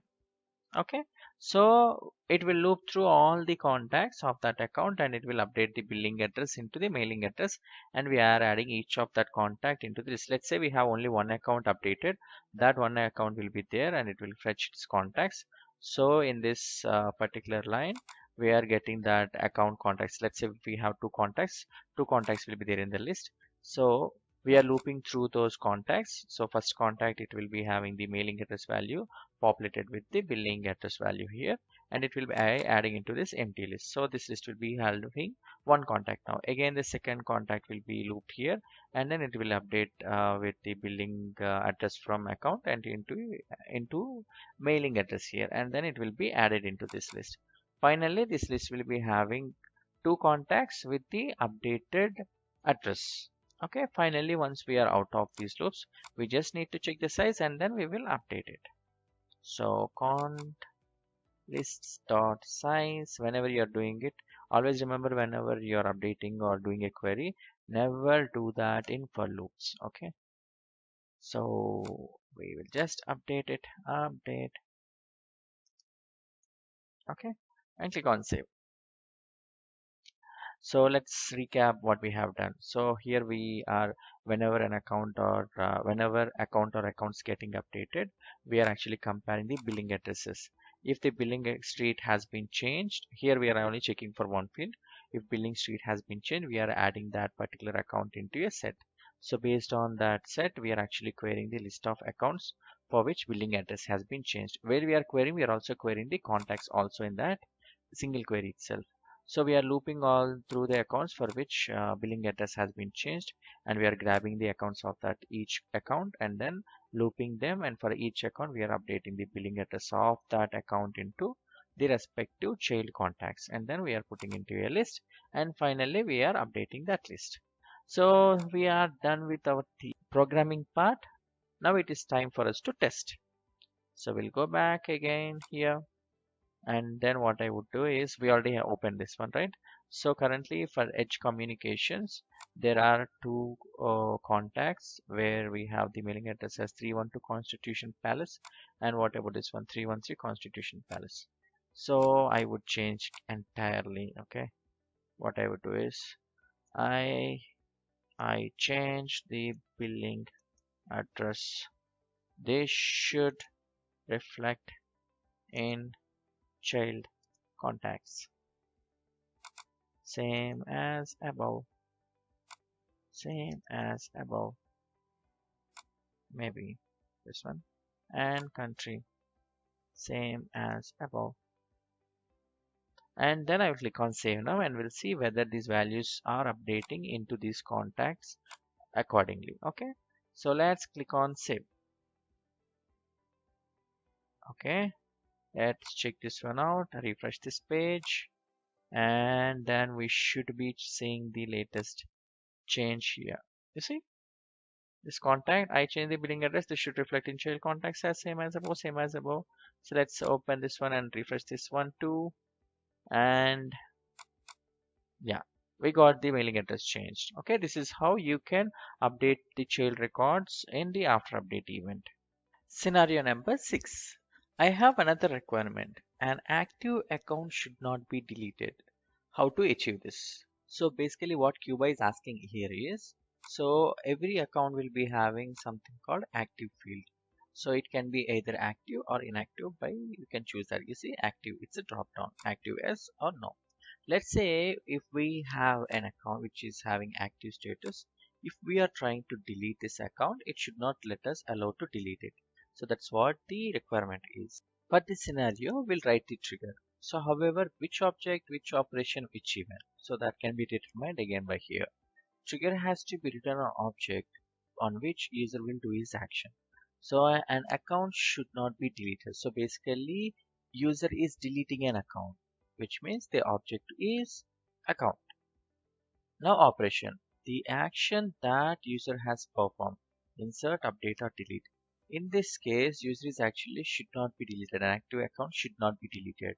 So the operation is delete. And finally, the event, before or after event can be found by our thumb rule. This thumb rule will help us to determine whether to select before event or after event, primarily on insert and update events, to select on insert and update events. So however, but most of the cases, even in delete operation also, we can actually use this thumb rule. This thumb rule will also help for the scenario which QBuy has just asked. So if we need to update or pre-populate any field on the same record or to fire an error validating that record, then go with before event. So in our scenario, we need to fire an error if it is a active account, right? So we need to fire an error. In this case, we need to select before event as per the thumb rule. Hence, the conclusion is we need to write trigger on account on before delete event. Let's see how we can do this in Salesforce. So as we have understood, any account that is having active status yes should not be deleted, should not get deleted. It should fire some error. Okay. So to do that, we definitely need to write our trigger. So this for all the scenarios that we have tried earlier can also be done by flows. However, I have shown you how to do that in triggers because so those are very easy scenarios which will help you to understand how triggers work. So this is the scenario, definitely you need to choose triggers. Let us see how we can do that in trigger. So before that, we need to understand what is the event. So here it should be on account and before delete. So as we need to write our trigger again on account, we need to open our trigger that we have written earlier. It's the same trigger except we need to add one more event. So you know, right? So whenever you need to add one more event, you just need to append that event here. So far we have written our trigger on 4 events. Now the new kid on board is before delete. Okay. Now, as you have already seen, every time we are writing an event, and if you want to write some logic for that particular event, you definitely need to write your if block again. Okay. So what you need to do is before delete logic to be written in this below block. Okay. And now we need to write our if condition here. Trigger dot before, sorry, trigger dot is before and trigger dot is delete. So in this scenario, we got new context variable which is delete. So this is a context variable which will let us know that whether this trigger is getting called on delete operation. So whenever this trigger is getting called on before and it is getting deleted just before the deletion, this logic will run, whatever logic we are writing it here. Okay. So we are telling Salesforce to run this trigger on before delete by putting this event. So if you put this event whenever a deletion happens, just before the delete, this trigger will be called. But to run our logic, you need to write trigger dot is before and trigger dot is delete. Same with the other events too. Okay. Now trigger dot is before and trigger dot is delete. Now we need to write our logic here. So what is the logic? We need to loop through the records that are getting deleted. So in delete, so now the scenario is in delete, whenever you loop through the delete operations, basically you're not giving a new value, you're basically clicking on delete. For that reason, Trigger.new will not be available in before delete operation. So let me point that out. So Trigger.new is not available in in delete operations, whether it is before delete or next coming event which is after delete. Okay.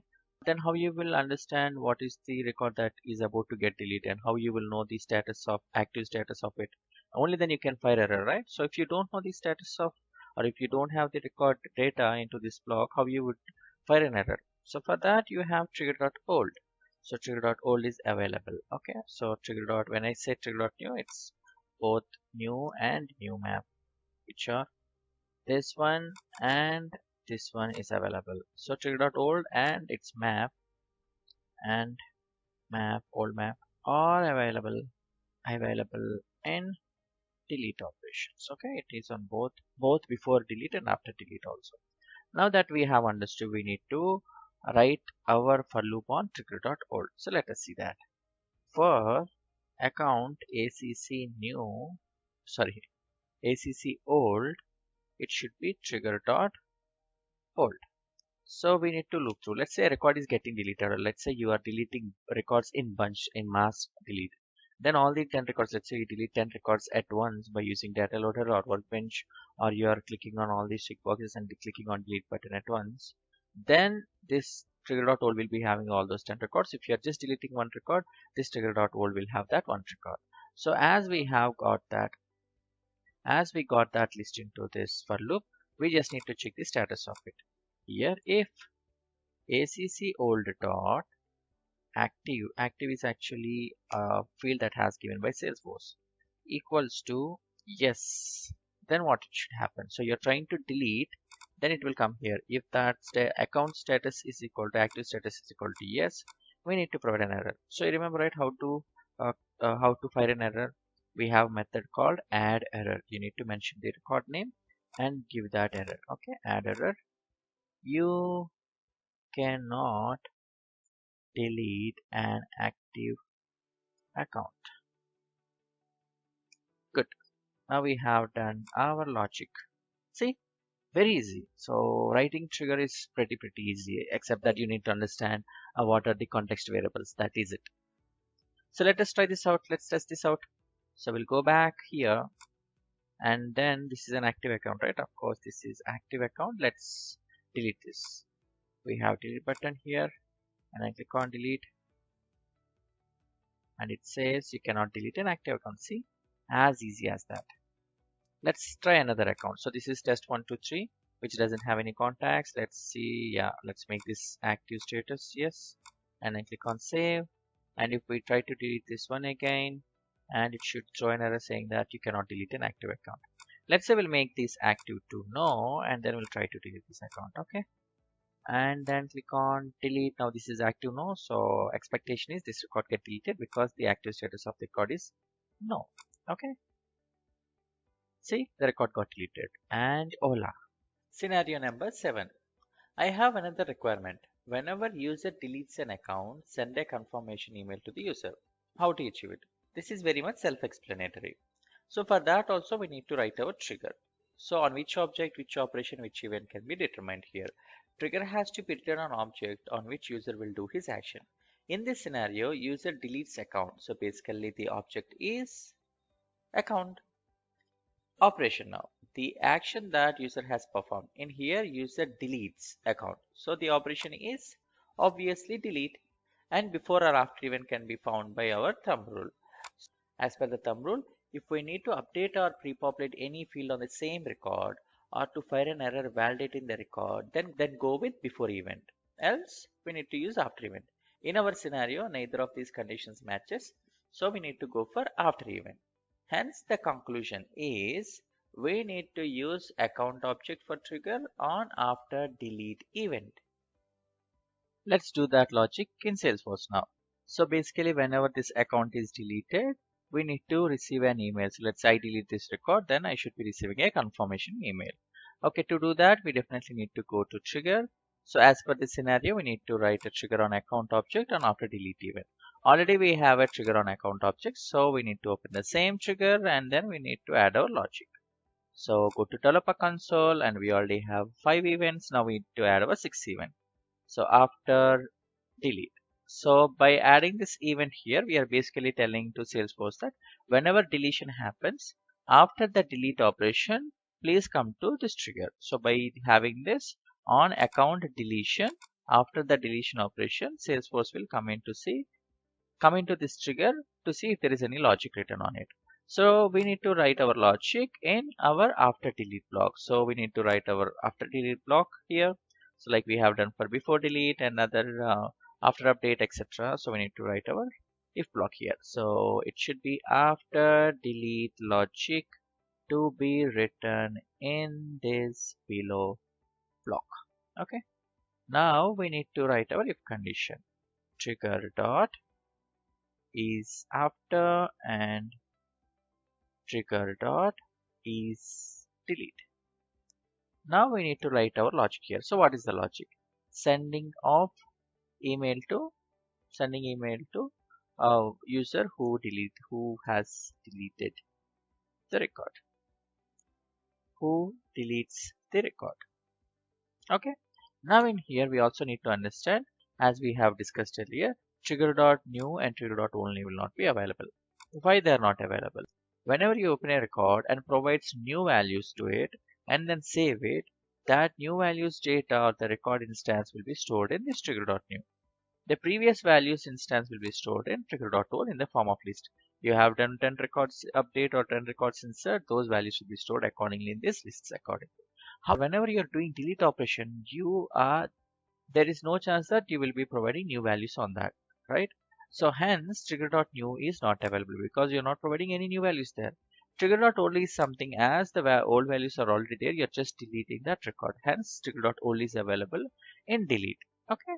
Having been said that, we need to send emails, right? To send emails, we need to process the record. Once we process the record, we will get the account name, etc. And then we will use that account name to send emails. Okay. So we need to run loop on the records. So account ACC old trigger dot old. Okay. Now in here we need to write our logic. So remember this, whenever you want to send email, this is a standard code snippet. You can find it in Google very easily. Okay. So I just remember the code. I think so at least. So we'll try to see if we can write that directly. So new messaging dot single email message. So we have created this single email message instance. So here we need to provide the to address. To address basically takes email addresses in the form of list. Okay, so to whom we need to send this email? So the person who has deleted it, basically the current user who is actually who is actually deleting it, we will take that email ID. So we need to create the email list first. So string email list, because whenever you send emails, there is a chance that two can be given multiple emails, right? That is the reason email to address is basically it will take strings, but we want to send it only to the persons. Even though we want to send it for single person or multiple persons, we just need to add that into a list of string first. Okay, email addresses new. So this is an empty list at this point of time. Now we need to add the current user email address into this email address list. So current user email address can be found by using standard method, which is called userinfo dot get user email. I think it should be there. Yeah, you see? Yeah, userinfo dot get user email. So you can also get username, user ID, etc. by using the standard method. This is a standard method. Okay, userinfo is a class and this is a method. So we need to add this email address here. So now we have created the email instance and we have given to address as the current user email ID. So is it enough? We also need to provide the subject and body also. So we have something called set subject. So in the subject, we will try to provide some text saying that account has been successfully deleted. And I always get confused with successfully word. Yeah. And then plus. Now here you need to give the account name. How you will get it? This account ACC old dot name. Simple. So we have the subject. Now we also can write body. You also have some other method, like you can set BCC address, CC address. You can also give attachments, etc. Okay. So here I will just make it as set plain template body. Where is plain template? Plain text body. Yeah. And in here you can just provide the text. Hello, no body written here. Please refer subject. Okay. And then we are done with creating the email instance. However, if there are 10 records deleted, I mean if there are more than one record is deleted, then we need to send more than one email, right? Whenever you want to send emails in bulk, whenever you want to do DML operations in bulk, whenever you want to do a query do not do that in for loop. So hence we need to add this email instance to a list first. So we need to create the list here. So list. So what kind of list? So this is a single email message for which we can send email. So we need to create this list, email objs, ding ding, and then this, and then here. So we have email message object. It's a list now. So we need to add all our email messages to this list. Okay. So we by the time this loop ends, we have the email message objects where it will have the email message instances. Let's say you have 10 records deleted. This email objects will have 10 email messages ready to send email. Okay. So to send email, we have a method again, so which is messaging dot send email, and in this it will take list. So we'll just take this list and then put it here. So do you think it is done? Yes, this is done. So whenever a record is deleted, after the record is deleted, it will come here and it will create, we have created an empty list of email messages. And in for loop, if we have one record, this will create a single email message and it will have two address with the current user email ID, subject with so and so, subject with account name, and plain text. It's a simple text. And then finally, we are adding that email instance to a list. So if it is one record, this list will be having one email instance. And if you send email, one email will be sent there. Okay, if you have 10 records, 10 emails will be sent. Simple. So let's save this. What is this error? Very quickly say it. Yeah, it's not to address, it's set to address. Set to address, set to address, set to address. Okay, this is set to address, not to address. Okay, and then we should be good.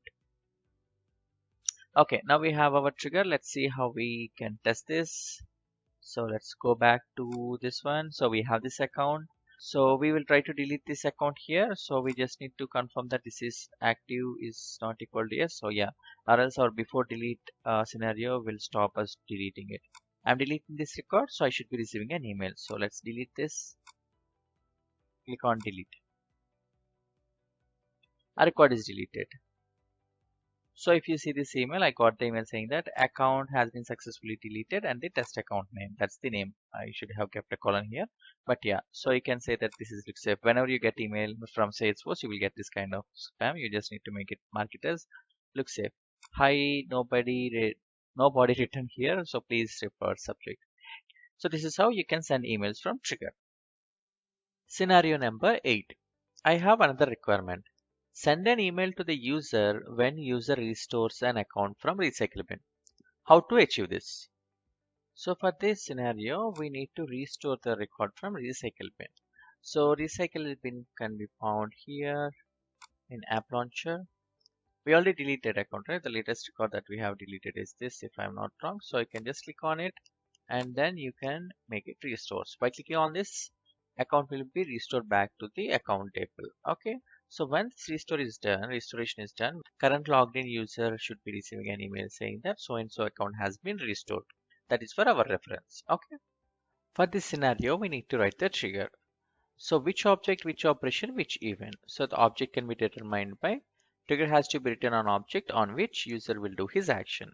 So send an email to the user when user restores an account from recycle bin. So he restores an account, user restoring an account. So basically the object would be account here. Now the operation, the action that user has performed, insert, update or delete. Neither of these actions he is performing it, he is restoring it. So there is one more operation called undelete operation. Hence the operation is undelete. So trigger has supports this undelete operation. And now the which event. So in undelete operation, Salesforce has only one option. It is after undelete. There is no before undelete. So the conclusion is we need to write a trigger on account object after undelete event. Remember, people will confuse very quickly. In Salesforce, we have only after undelete. There is no before undelete. Remember that we only have after undelete. For this scenario, we need to write a trigger. So trigger has to be written for this scenario is account trigger on after undelete event. So we again need to go to our trigger which we have written earlier. And then if we scroll up, we already have 6 events that return. and we need to add our seventh event. So these are the 7 events that Salesforce allows to write on trigger. Okay, usually not every time you will be writing all these 7 triggers. Based on the requirement you would do it, but it is absolutely common sometimes where you need to write all the 7 events. Okay, so on after undelete event that you have added here in the trigger, so whenever undeletion happens, whenever user undeletes or like restores a particular account, then this trigger will be called. So you need to write your logic and your logic will be called. So your logic has to be kept in again another if block where it will say trigger dot. So after undelete logic to be written in this below block. Okay. Now the thing is we need to write our if condition here, which is trigger dot is after and trigger dot is undelete. Okay, so this trigger dot undelete is a new context variable. Okay, now we'll add it here. So I think I haven't added this trigger dot undelete and trigger dot is delete context variables. Let me add that right away. So these are context variables 9 and 10. So these are standard variables that have been given by Salesforce for us to easily write our code. So is delete, is undelete. So returns true if the trigger is called when the record is deleted, and this is undeleted. Simple. So we have all our context variables covered. There are a couple of other context variables, but these are the primary ones. Okay. Now after undelete, now we need to send email to the current logged in user. If you see, it's very much same like this previous scenario. I think we can very much use the same logic. Okay. So I think, yeah, let me add that. Sending email to user who deletes, who restores the record. However, we will have trigger.new in undelete operation. Why? Because it is getting as a new record into Salesforce. However, Salesforce ID would be same. Whenever you restore a record, Salesforce ID would be same, but it will be added as a kind of new record because that record was not there. Now it is coming. So that's the reason trigger.new is available in undelete. Okay, understand undelete is very much same like inserting records. Undelete and insert operation will have same kind of context variables. Okay, so understand undelete as very much like new. Okay, so trigger dot old or old map is not available in undelete. Okay, now that we have understood trigger dot new is available and trigger dot old is not available, old or old map basically, and new or new map. Now what we need to do is we need to write, basically you need to create a list, same like this. We need to create a list of simple message and we need to create the email messages and then set to address, set subject, set plain body. So we'll just copy paste this, okay? However, there is small change that you need to do. So instead of trigger.old, it should be trigger.new, and we'll change the variable name also. So account new and account new. So if we see account has been successfully restored, I think this should do. So in after undelete, we are creating a list of email messages, and for each of the record that got restored, it will run loop. Let's say 3 or 4 records can be restored at once, or it can be more. Then 4 email instances will be created with the set to address as the current user email address, and subject is you account has been successfully restored. Plain text body is just a text body, and then finally you are sending email. Send email is the method which is actually sending the email. Okay, here we are actually in the email message. It's like composing of email. This is where you're actually sending email message. I hope this is clear. So let's save this and test this out. And trigger has been saved. So let's restore this out. So we'll go back to recycle bin. So this is the account which I want to restore. And then if I restore this, and if I go to email and then check it, I should be seeing an email. And if you see, I got an email saying that account has been successfully restored and it is test account. Okay. Hello, nobody has written. No body written here. Please refer subject. So this is how you can do some logic in after undelete operation also. Whenever the record is being restored from recycle bin, you can do your logics. Simple. So far, the summary is we have gone through all these scenarios, right? So for each of the scenario, we were able to find the right trigger event. So example for the first scenario, while user creating an account, if user provides billing address but not shipping address, we need to write a logic to populate shipping address with billing address, right? For that, we understood that we need to write it in before insert, where while inserting itself, we will write our logic. Before insert itself, we will write our logic. Same with the other scenarios, correct? So in reality or like in real time scenarios, you might be getting a requirement something as easy as this, where you might be using only one event for your scenario. You might also get some complex scenarios where you might need to use combination of events, something like before insert, after insert, or like before insert, before update, or after insert, after update, after delete, or before delete, after undelete. So it can be of any combinations. You name it. It's based on the requirement. You might need to choose the trigger events. Let me explain that with an example. So in this case, we have find out some of the sample combos. So before insert and before update can be one combo for a given requirement. After insert, after update, after delete can be another combo for another requirement. And before delete, after delete can be a combo for another requirement. Let us see that. So first requirement is throw error if phone number is empty. So whenever a account or like a contact is getting inserted, if the phone number is empty, if you want to throw some error, you can do that in before insert and before update. You know, right? So we have the thumb rule. Whenever you want to throw an error or pre-populate field on the same record, then you need to use before events. So in our case, while creating itself, they can give phone number empty, or they might be updating the existing phone number to be empty. So in both the cases, we need to throw error. That's the reason you need to select before insert and before update. So sample combination 2. Sending an email if new or existing accounts active status is set to active. Let's say we have active field on account. While creating the record itself, they might set it to active. They can also update an existing account to set it to active. So in both the cases, we need to send email. So that's the reason we have after the insert, if they have the value active status value true, then you need to send email. Same with after update. So if someone changes the active status from not active to active, then also you can send email in after update. However, there is one more event here. So after undelete, let's say an existing account which is deleted and that is an active status, you're trying to restore it, and then also it is an active status, right? It's like a new record there. That's the reason after undelete also you can write your send email logic.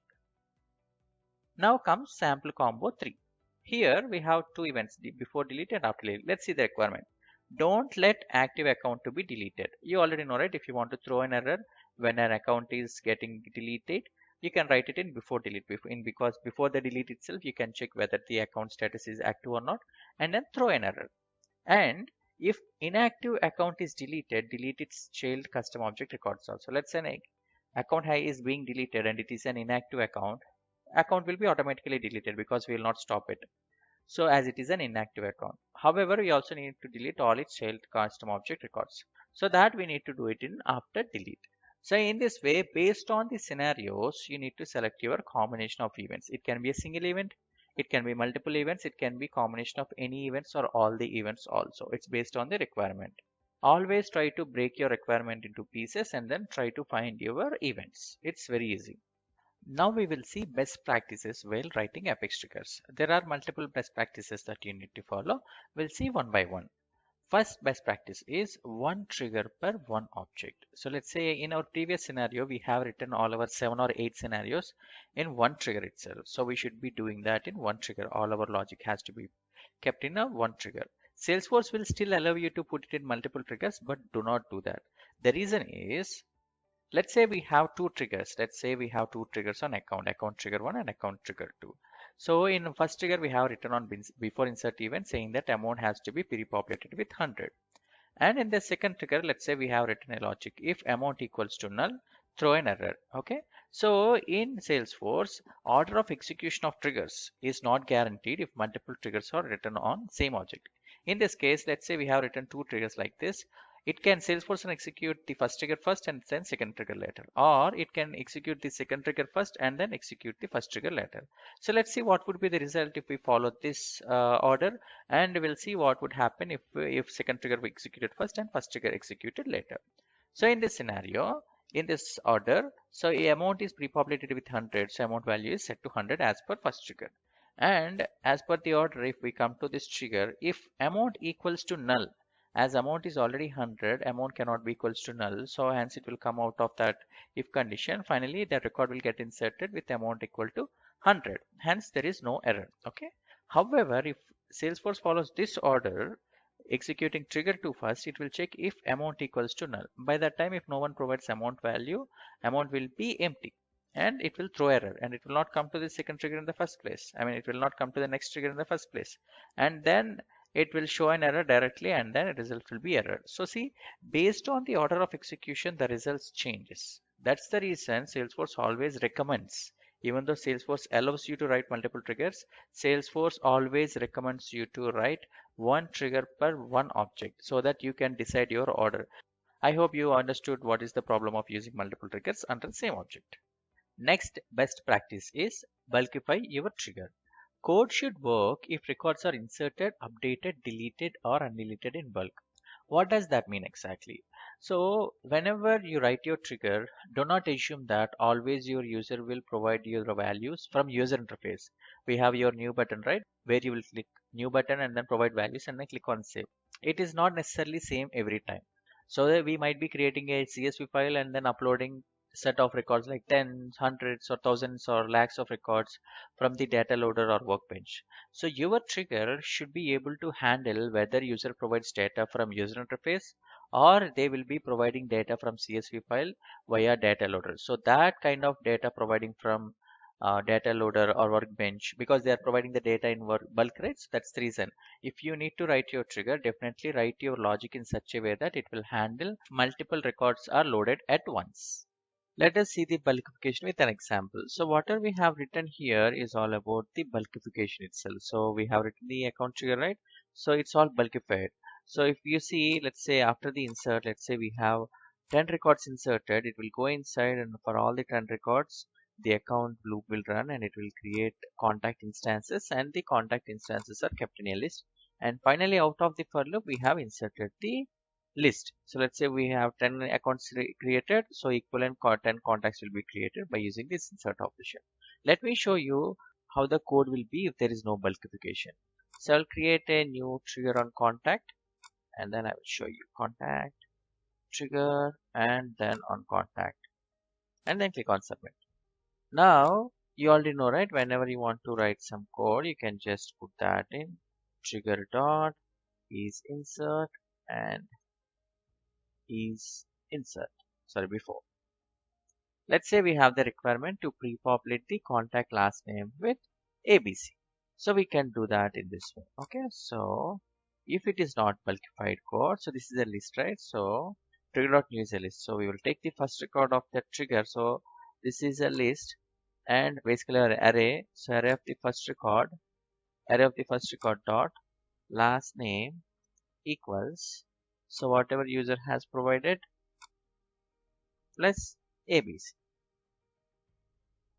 Okay. Now if we do this, this code will obviously run and then it will obviously work. However, by doing this, let's say if user creates one record from user interface, it will come inside and it will check the last name, and then last name plus ABC will be assigned to last name. So let's say I have given Srikanth in the user interface in the under last name, then it will insert as Srikanth ABC. This will work obviously, but it will only work if you are inserting it from user interface and if you are inserting only one record. However, if you are inserting 10 records, the first record will work, rest of the 9 records will not have this value updated properly. So if it has to be updated properly, then you need to write your logic in a different way. Non-bulkification of code. Okay, let's see how the bulkification code like bulkified code. I will comment this down. Okay. Now how to write bulkified code here. So it's the same. We need to write if block trigger dot is insert and trigger dot is before. This is something which we have already seen, already has done. So, but I will just show it again. Contact con trigger dot new, and inside con dot last name is equal to con dot last name plus APC. So now let's say if 10 records comes into the trigger. So for each of the contact, we are assigning the last name equal to current last name plus ABC.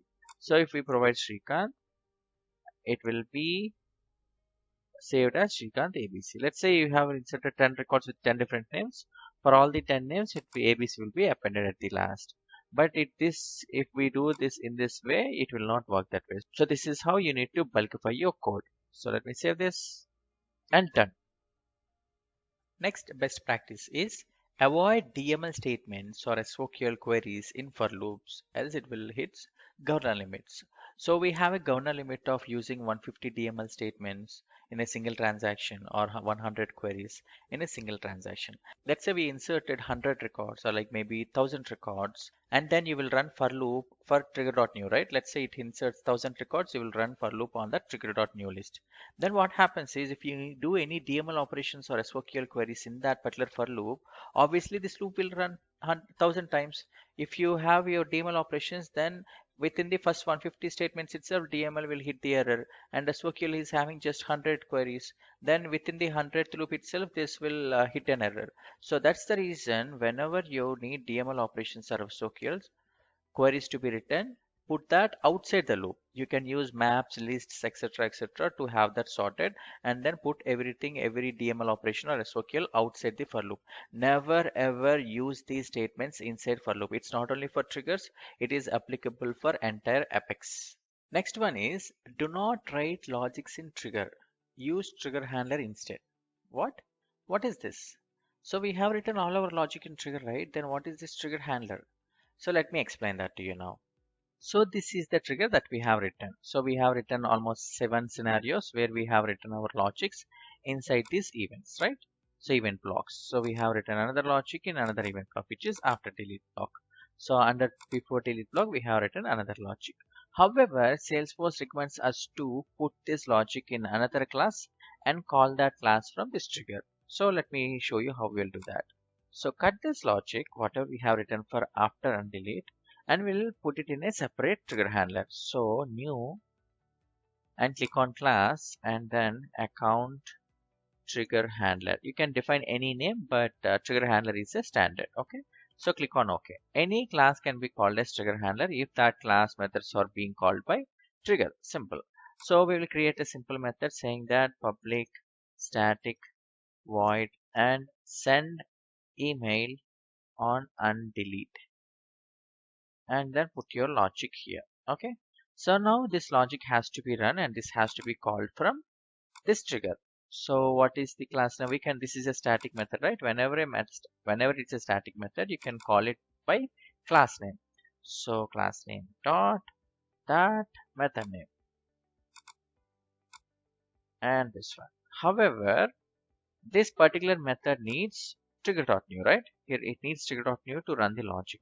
However, trigger.new is a context variable which is only applicable within Apex Trigger. So we will send trigger.new here.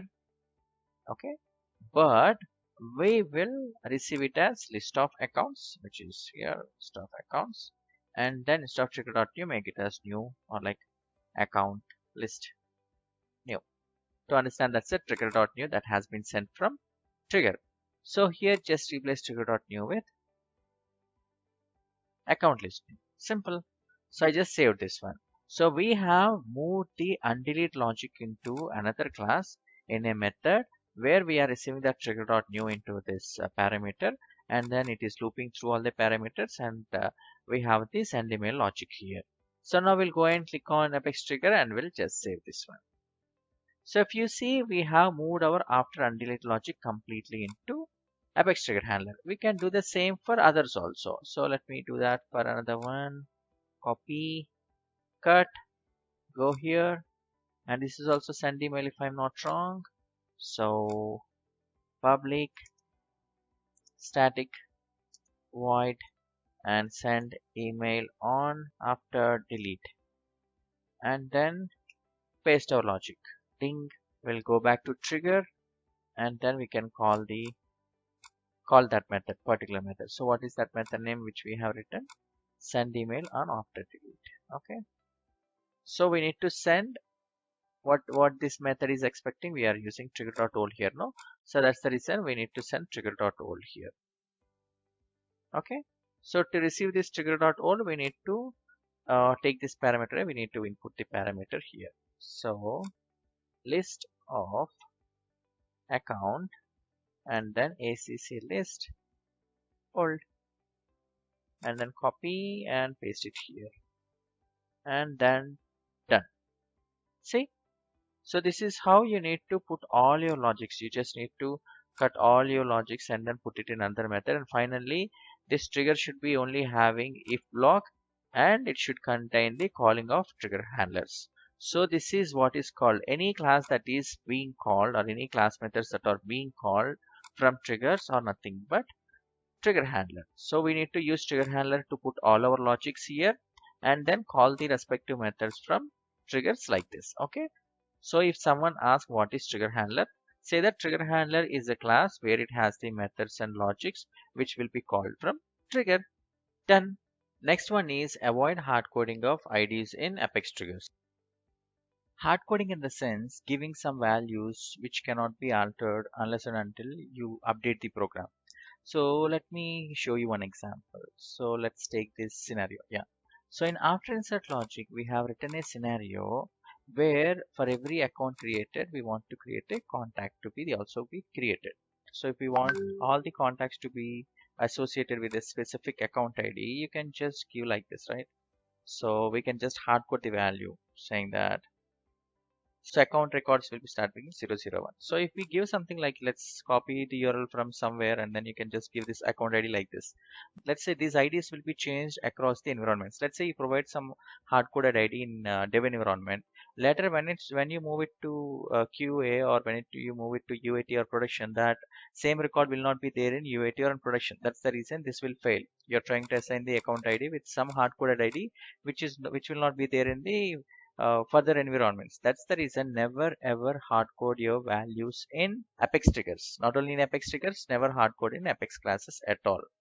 If you want to use some hard coded values in your trigger, you can use custom labels, custom settings, and custom metadata, and then refer into your code so that in production it is easy for you to change. Next one is prevent recursive triggers. So in triggers, there is a chance that our trigger will be called again and again and again in a loop. It's like an infinite times of calling. So we need to prevent that to happen. So this is also an entry question. We need to know how to prevent triggers to be called recursively. Let's see with an example. So let's say we have a user who is actually creating an account from user interface. Once user clicks on save, Salesforce calls triggers after user clicking on save. So now let's say we have after insert event logic on account trigger. So here in after insert, we are inserting another account. When user is creating this account, we are also trying to create a duplicate account in this account object. So we are creating the second account as per the logic in after insert event. So what happens here is, so user clicks on save, an account will be created, and then it will go to after insert and another account will be created. As soon as another account created, basically we are doing a DML operation account, which means it will call trigger again. Why? Because we are actually doing an insert operation here. So this insert operation will again call the trigger, and in the trigger we have after insert logic, and again this logic will run. So this logic, it will be creating another account which will be third account now, and then it will again do an insert operation, and then it will call the trigger again because a new account has been created. Again this will loop until the trigger depth is reached. As this is an infinite loop, trigger will throw an exception saying that trigger depth has reached. As per the requirement, whenever user creates an account, definitely we need to create a duplicate account. That is for sure. But we need to stop these repetitions again and again. So for that, we have this solution called using a static Boolean variable in trigger. So we'll see how to do that. As we already have written trigger on account, we'll try to create a similar trigger on contact. Okay. So contact. trigger, and object should be contact con. Yeah. So we have created a contact trigger. We will do that in after insert. So whenever a contact is inserted, we'll try to create another contact in after insert logic. Okay.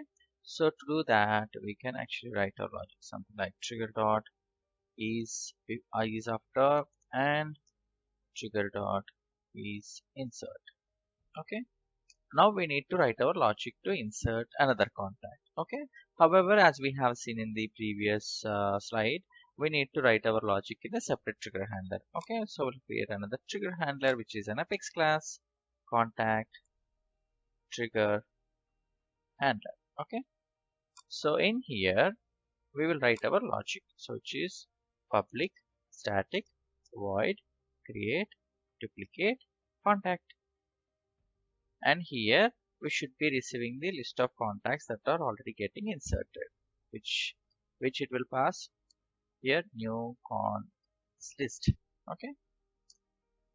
Now we need to write our logic by running for loop. Okay, this is called bulkifying of coding, which we have seen earlier. No, so contact con new cons. So if one record is inserted or 10 records are inserted, our code should be able to handle it. So in here we need to create another contact con 1 equal to new con contact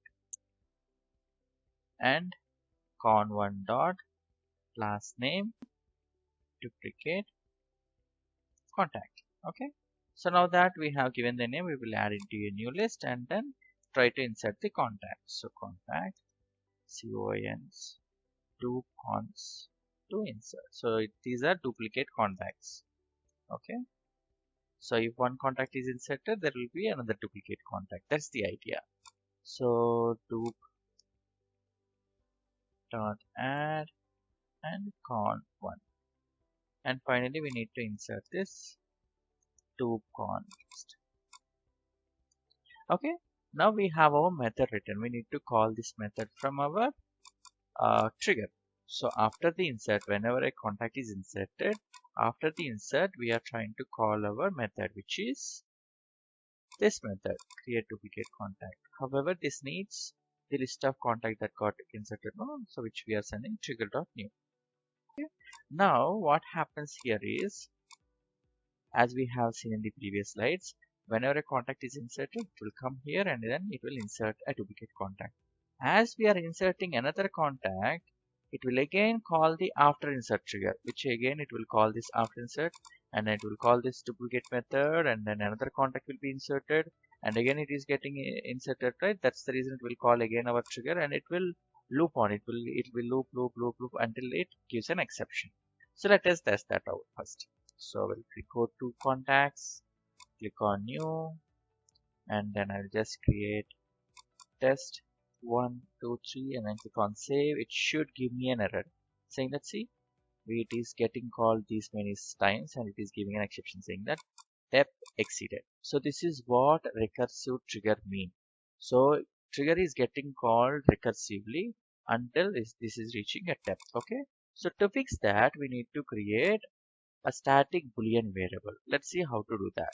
So that's an easy thing. Basically we need to go to our class where we can create a new static boolean variable, static boolean. It's like is trigger ran. Okay, by default we'll make it as false. Okay,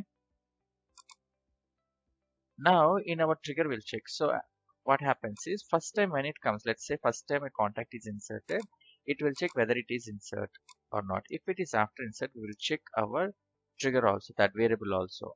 So that boolean variable, so we need to call the boolean variable by using class name dot that boolean variable.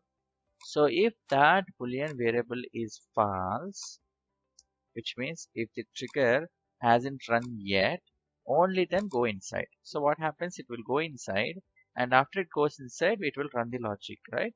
So here what we will do is, so we will change the trigger and value to true here. So copy this and then make it to true. Okay, now what happens is, so for the first time whenever a contact is inserted, it will check this condition. By the time it comes for the first time, this is trigger ran will be false. So as this is false, false of negation will be true, right? So that's the reason it will go inside, and as soon as it comes inside, we are making it to true. Okay, and then we are running out duplicate logic. So what is the duplicate contact logic will do? It will insert the new contact with duplicate contact name. Okay, and then we are doing the insert. As we have done another insertion, it will call our after trigger again. So it again comes here, but this time as we have done this value to true, here it will say the contact trigger handler dot is trigger ran would be true. Negation of true would be false, and then it will stop going into this for if condition again. So this is how, by using this variable, initially it is false. For the first time it is coming inside, we are making it to true. So for this reason, every time it comes again here, because of after insert triggers, it will not go inside just because we already made it to true. So by using this static variable, we have stopped the looping of trigger. Basically, we have stopped the recursive running of a trigger. Let's test this out. So we'll go back again, go here, click new, and then we'll just give test 1, 2, 3, and then clicking on save should create test 1, 2, 3 and a duplicate contact also. So the duplicate contact name, we have given it as duplicate contacts. Let's see whether it has created. So I just need to check all contacts, duplicate. Yeah, you see already we have got created. This is what we have done in our logic. Whenever a contact is created, we are creating a duplicate contact. The next best practice is use comments to make your trigger readable. I think you already know this. Whenever you write trigger or any code, make a habit to write the comments of what exactly you are doing in that particular trigger or in the logic. If we take our trigger as an example, we have written the comments respectively, right? So on this method, so whatever logic that it is doing here, we just added that in the comment section, so that whenever a new developer or any other support developer sees this method, they will understand what exactly we are doing in this method. So make a habit of putting comments like this. So let's say if you want to put some particular comment on a specific line, you can just add it here, saying that user email address will be added into the list, something like this. So you can add as many as comments you want to make your trigger or your class more readable. Let us see few interview questions. So the first question is, what are the events in trigger? So there are total 7 events: before insert, after insert, before update, after update, before delete, after delete, and after undelete. We have seen the respective scenarios for each of the event, but however, to remember this event, most of the time people will get confused whether it is before undelete or after undelete. So the hint would be 4A 3B. 4 in the sense 4 afters, 3 befores. So you need to understand, for insert, update and delete you will be having all before and after, but for undelete only we'll be having only one, which is after undelete. So 4 A's, 4 afters: after insert, after update, after delete, after undelete, and 3 B's, 3 befores: before insert, before update, before delete. Now comes the second entry question. What are the types of trigger? So there are 2 types of trigger: before trigger and after trigger. In before, we have seen in the previous entry question: before insert, before update, before delete. And for after, you will be having 4 events, which is after insert, after update, after delete, after delete. And we have already seen the thumb rule, whether how to decide before and after event. Whenever a requirement is given, if the requirement is either to pre-populate any field on the same record or to fire a error validating the record, then go with before events, whether it is before insert or before update. In any other condition, except these 2 scenarios, if it is coming into any other scenario, then you need to jump to after insert or after update events. Please do remember this thumb rule so that most of your scenarios can be answered easily. Entry question number 3. What are the context variables in trigger? So while we are writing the code, we have seen these context variables. So there are total 12 context variables, which are trigger.b is before, trigger.is after, trigger.is insert, trigger.is update, trigger.is delete, trigger.is undelete, trigger.new map, trigger.new map, trigger.old, trigger.old map. And these are the 2 that we haven't discussed in our scenarios, but trigger.size is something. Let's say how many records that you have inserted from data loader or workbench. If you are inserting a record from user interface, this trigger.size will be always 1, because from user interface you can only insert 1 record. If you are inserting from data loader, let's say you are inserting 10 records, the trigger.size will be 10 records. Trigger dot is executing. So whenever you are doing some kind of logics, let's say you are doing it in some kind of Apex class kind of thing, you need to understand whether that logic is being ran by trigger or it is a standalone method. Then by using this trigger dot executing, you will understand whether that method is called by trigger or a standalone method. So for that, you would be using trigger.new is a list which will be having latest value that user has provided. Trigger.new map is basically will be having ID key, ID value pair, and old will be having the previous values before the user has provided the values. Same with old map, which will be having the same kind of list, but in a map structure, which will be key ID value pair. Enter your question number 4. What is recursive trigger? Recursive triggers are the triggers that are running on loop, either are running recursively. So basically a trigger is getting called again and again because of your continuous inserts, or like the way you are inserting it, or way you are updating it. We have already seen such example earlier. So how to prevent that recursive trigger? So interviews might ask how you would prevent it. Then you need to say that use static boolean variable to stop the trigger recursion. Enter your question number 5. Will Trigger.new context variable available in before insert event?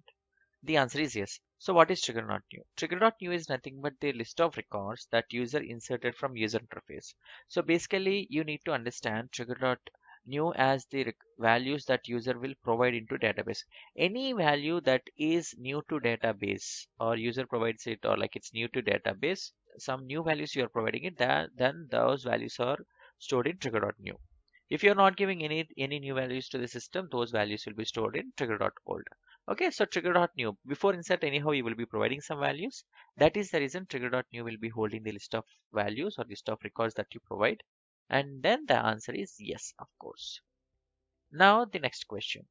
Will Trigger.new map context variable available in before insert event? The answer is no. Why? Because Trigger.new map is a map with key value pair. However, the key is ID of that record. But as this is a before insert event, the record isn't inserted yet. So just because it is not inserted, ID value will not be generated. Correct? That's the reason in before insert, because there is no ID, Salesforce will not have this Trigger.new map to be populated. So even though we have Trigger.new in before insert, Trigger.new map is not available because the key would be the ID of record, but ID is not available in before insert. That's the reason Trigger.new map is not available. So this kind of tricky questions might come to you. Just don't get confused. You need to understand whether ID value is there or not, because Trigger.new map or old map will have ID as its key, value as its the complete record. Let's create a thumb rule here. So if any event is doing any new changes to the database, let's say you are providing new values to the database, then Trigger.new will be available in that event with the new changes in this Trigger.new. Okay. So example, insert event provides new values to the database, right? So whenever you're doing an insert, you are providing new values to the database. If you provide new values to the database, then Trigger.new will be available. So in insert event, both in before and after insert, you will be seeing Trigger.new. Okay. Now in update event, even update event also provides some new values, right? Whenever you're updating, you're basically providing some new values overriding the old values, which means you're also providing new values into the database. Hence, Trigger.new also will be available in both before update and after update. Now we'll see the delete event. Delete event doesn't really provide new values to the database. Why? Because you're just deleting that record. Already existing data, you're just taking it out from the database. So basically, you're not providing new data into the database. Hence, Trigger.new will not be available in delete event. By using that thumb rule, we'll try to populate this table.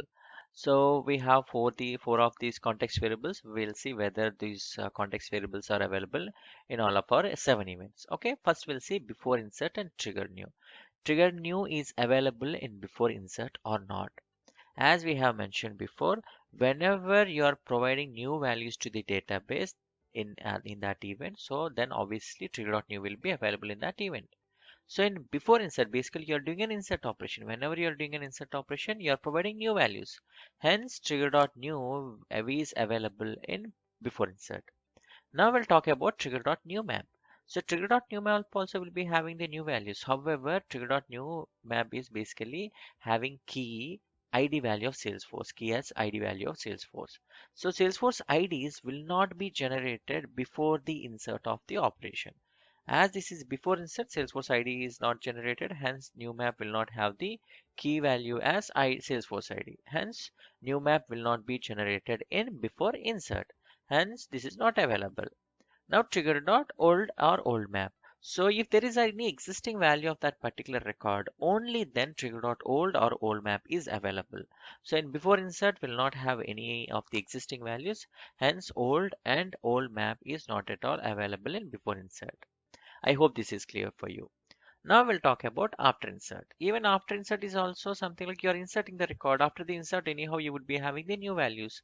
Hence, basically, you're providing new values to the Salesforce. So into the database. So you will be having trigger.new value is available in after insert. Now we'll talk about trigger.new map.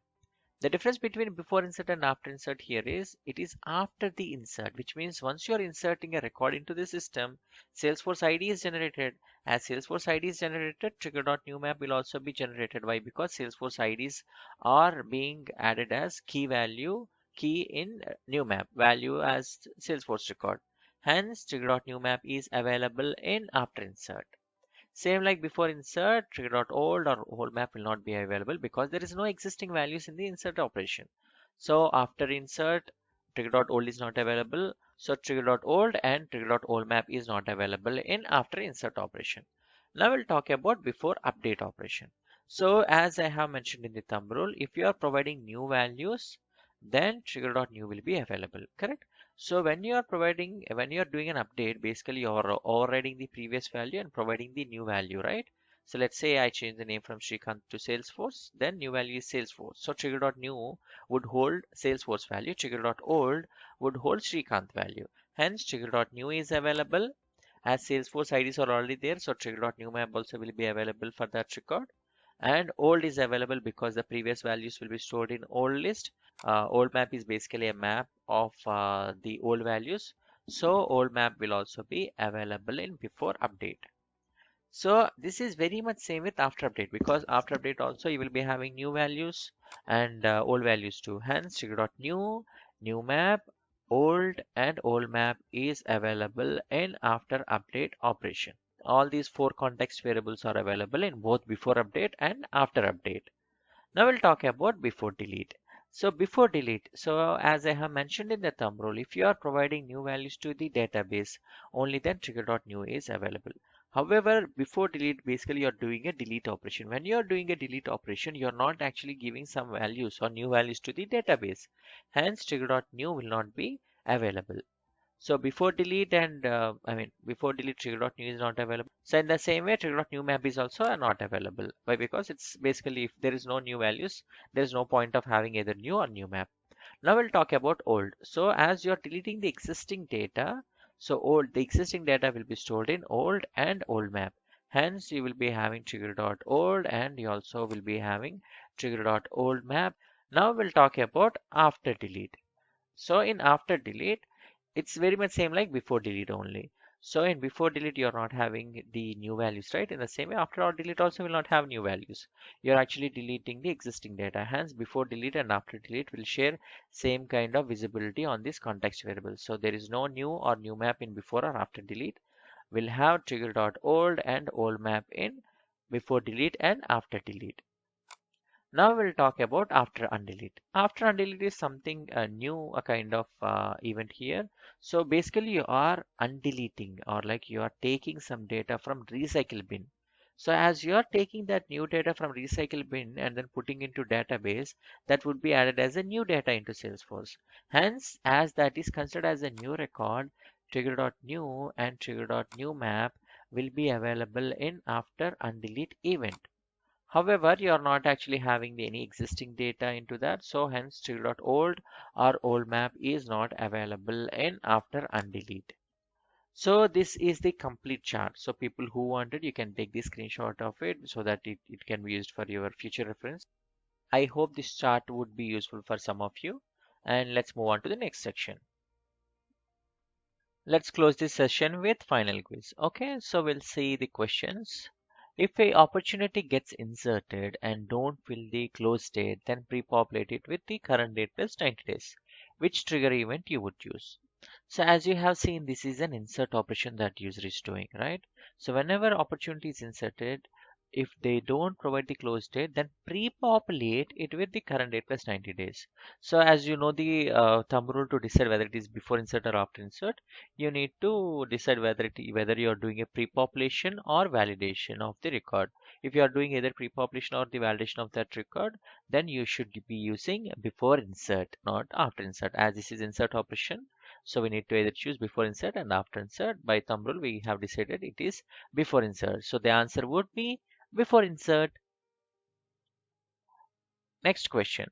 When an opportunity status changed to closed, send an congrats email to opportunity owner. Which trigger you would use? So when an opportunity status changed to close, as they have mentioned, changed in the sense it has been a previous value before and now they are changing it to closed, which means they are updating the record to change the status to closed. So as it's an update operation, so it has to be either before update or after update. So by using this thumb rule, we need to decide what operation it has to be or what event it has to be. Send an congrats email. So this is not a pre-populating of record or it's not a validating of record. So as it is out of those two scenarios, we need to choose after update. So here the answer would be Apex trigger after update. Next question. If user deletes an account, delete all its child records, which event you would use? So whenever account is getting deleted, deleting of all its child records. So basically as user is deleting the account, it's a delete operation. It should be either before delete or after delete, right? So delete all its child records. So whenever if you want to do any action other than providing an error or like validating of record, you would use before events. So here you are actually deleting child record. So hence you can choose after delete. So the answer would be Apex trigger after delete. Next question.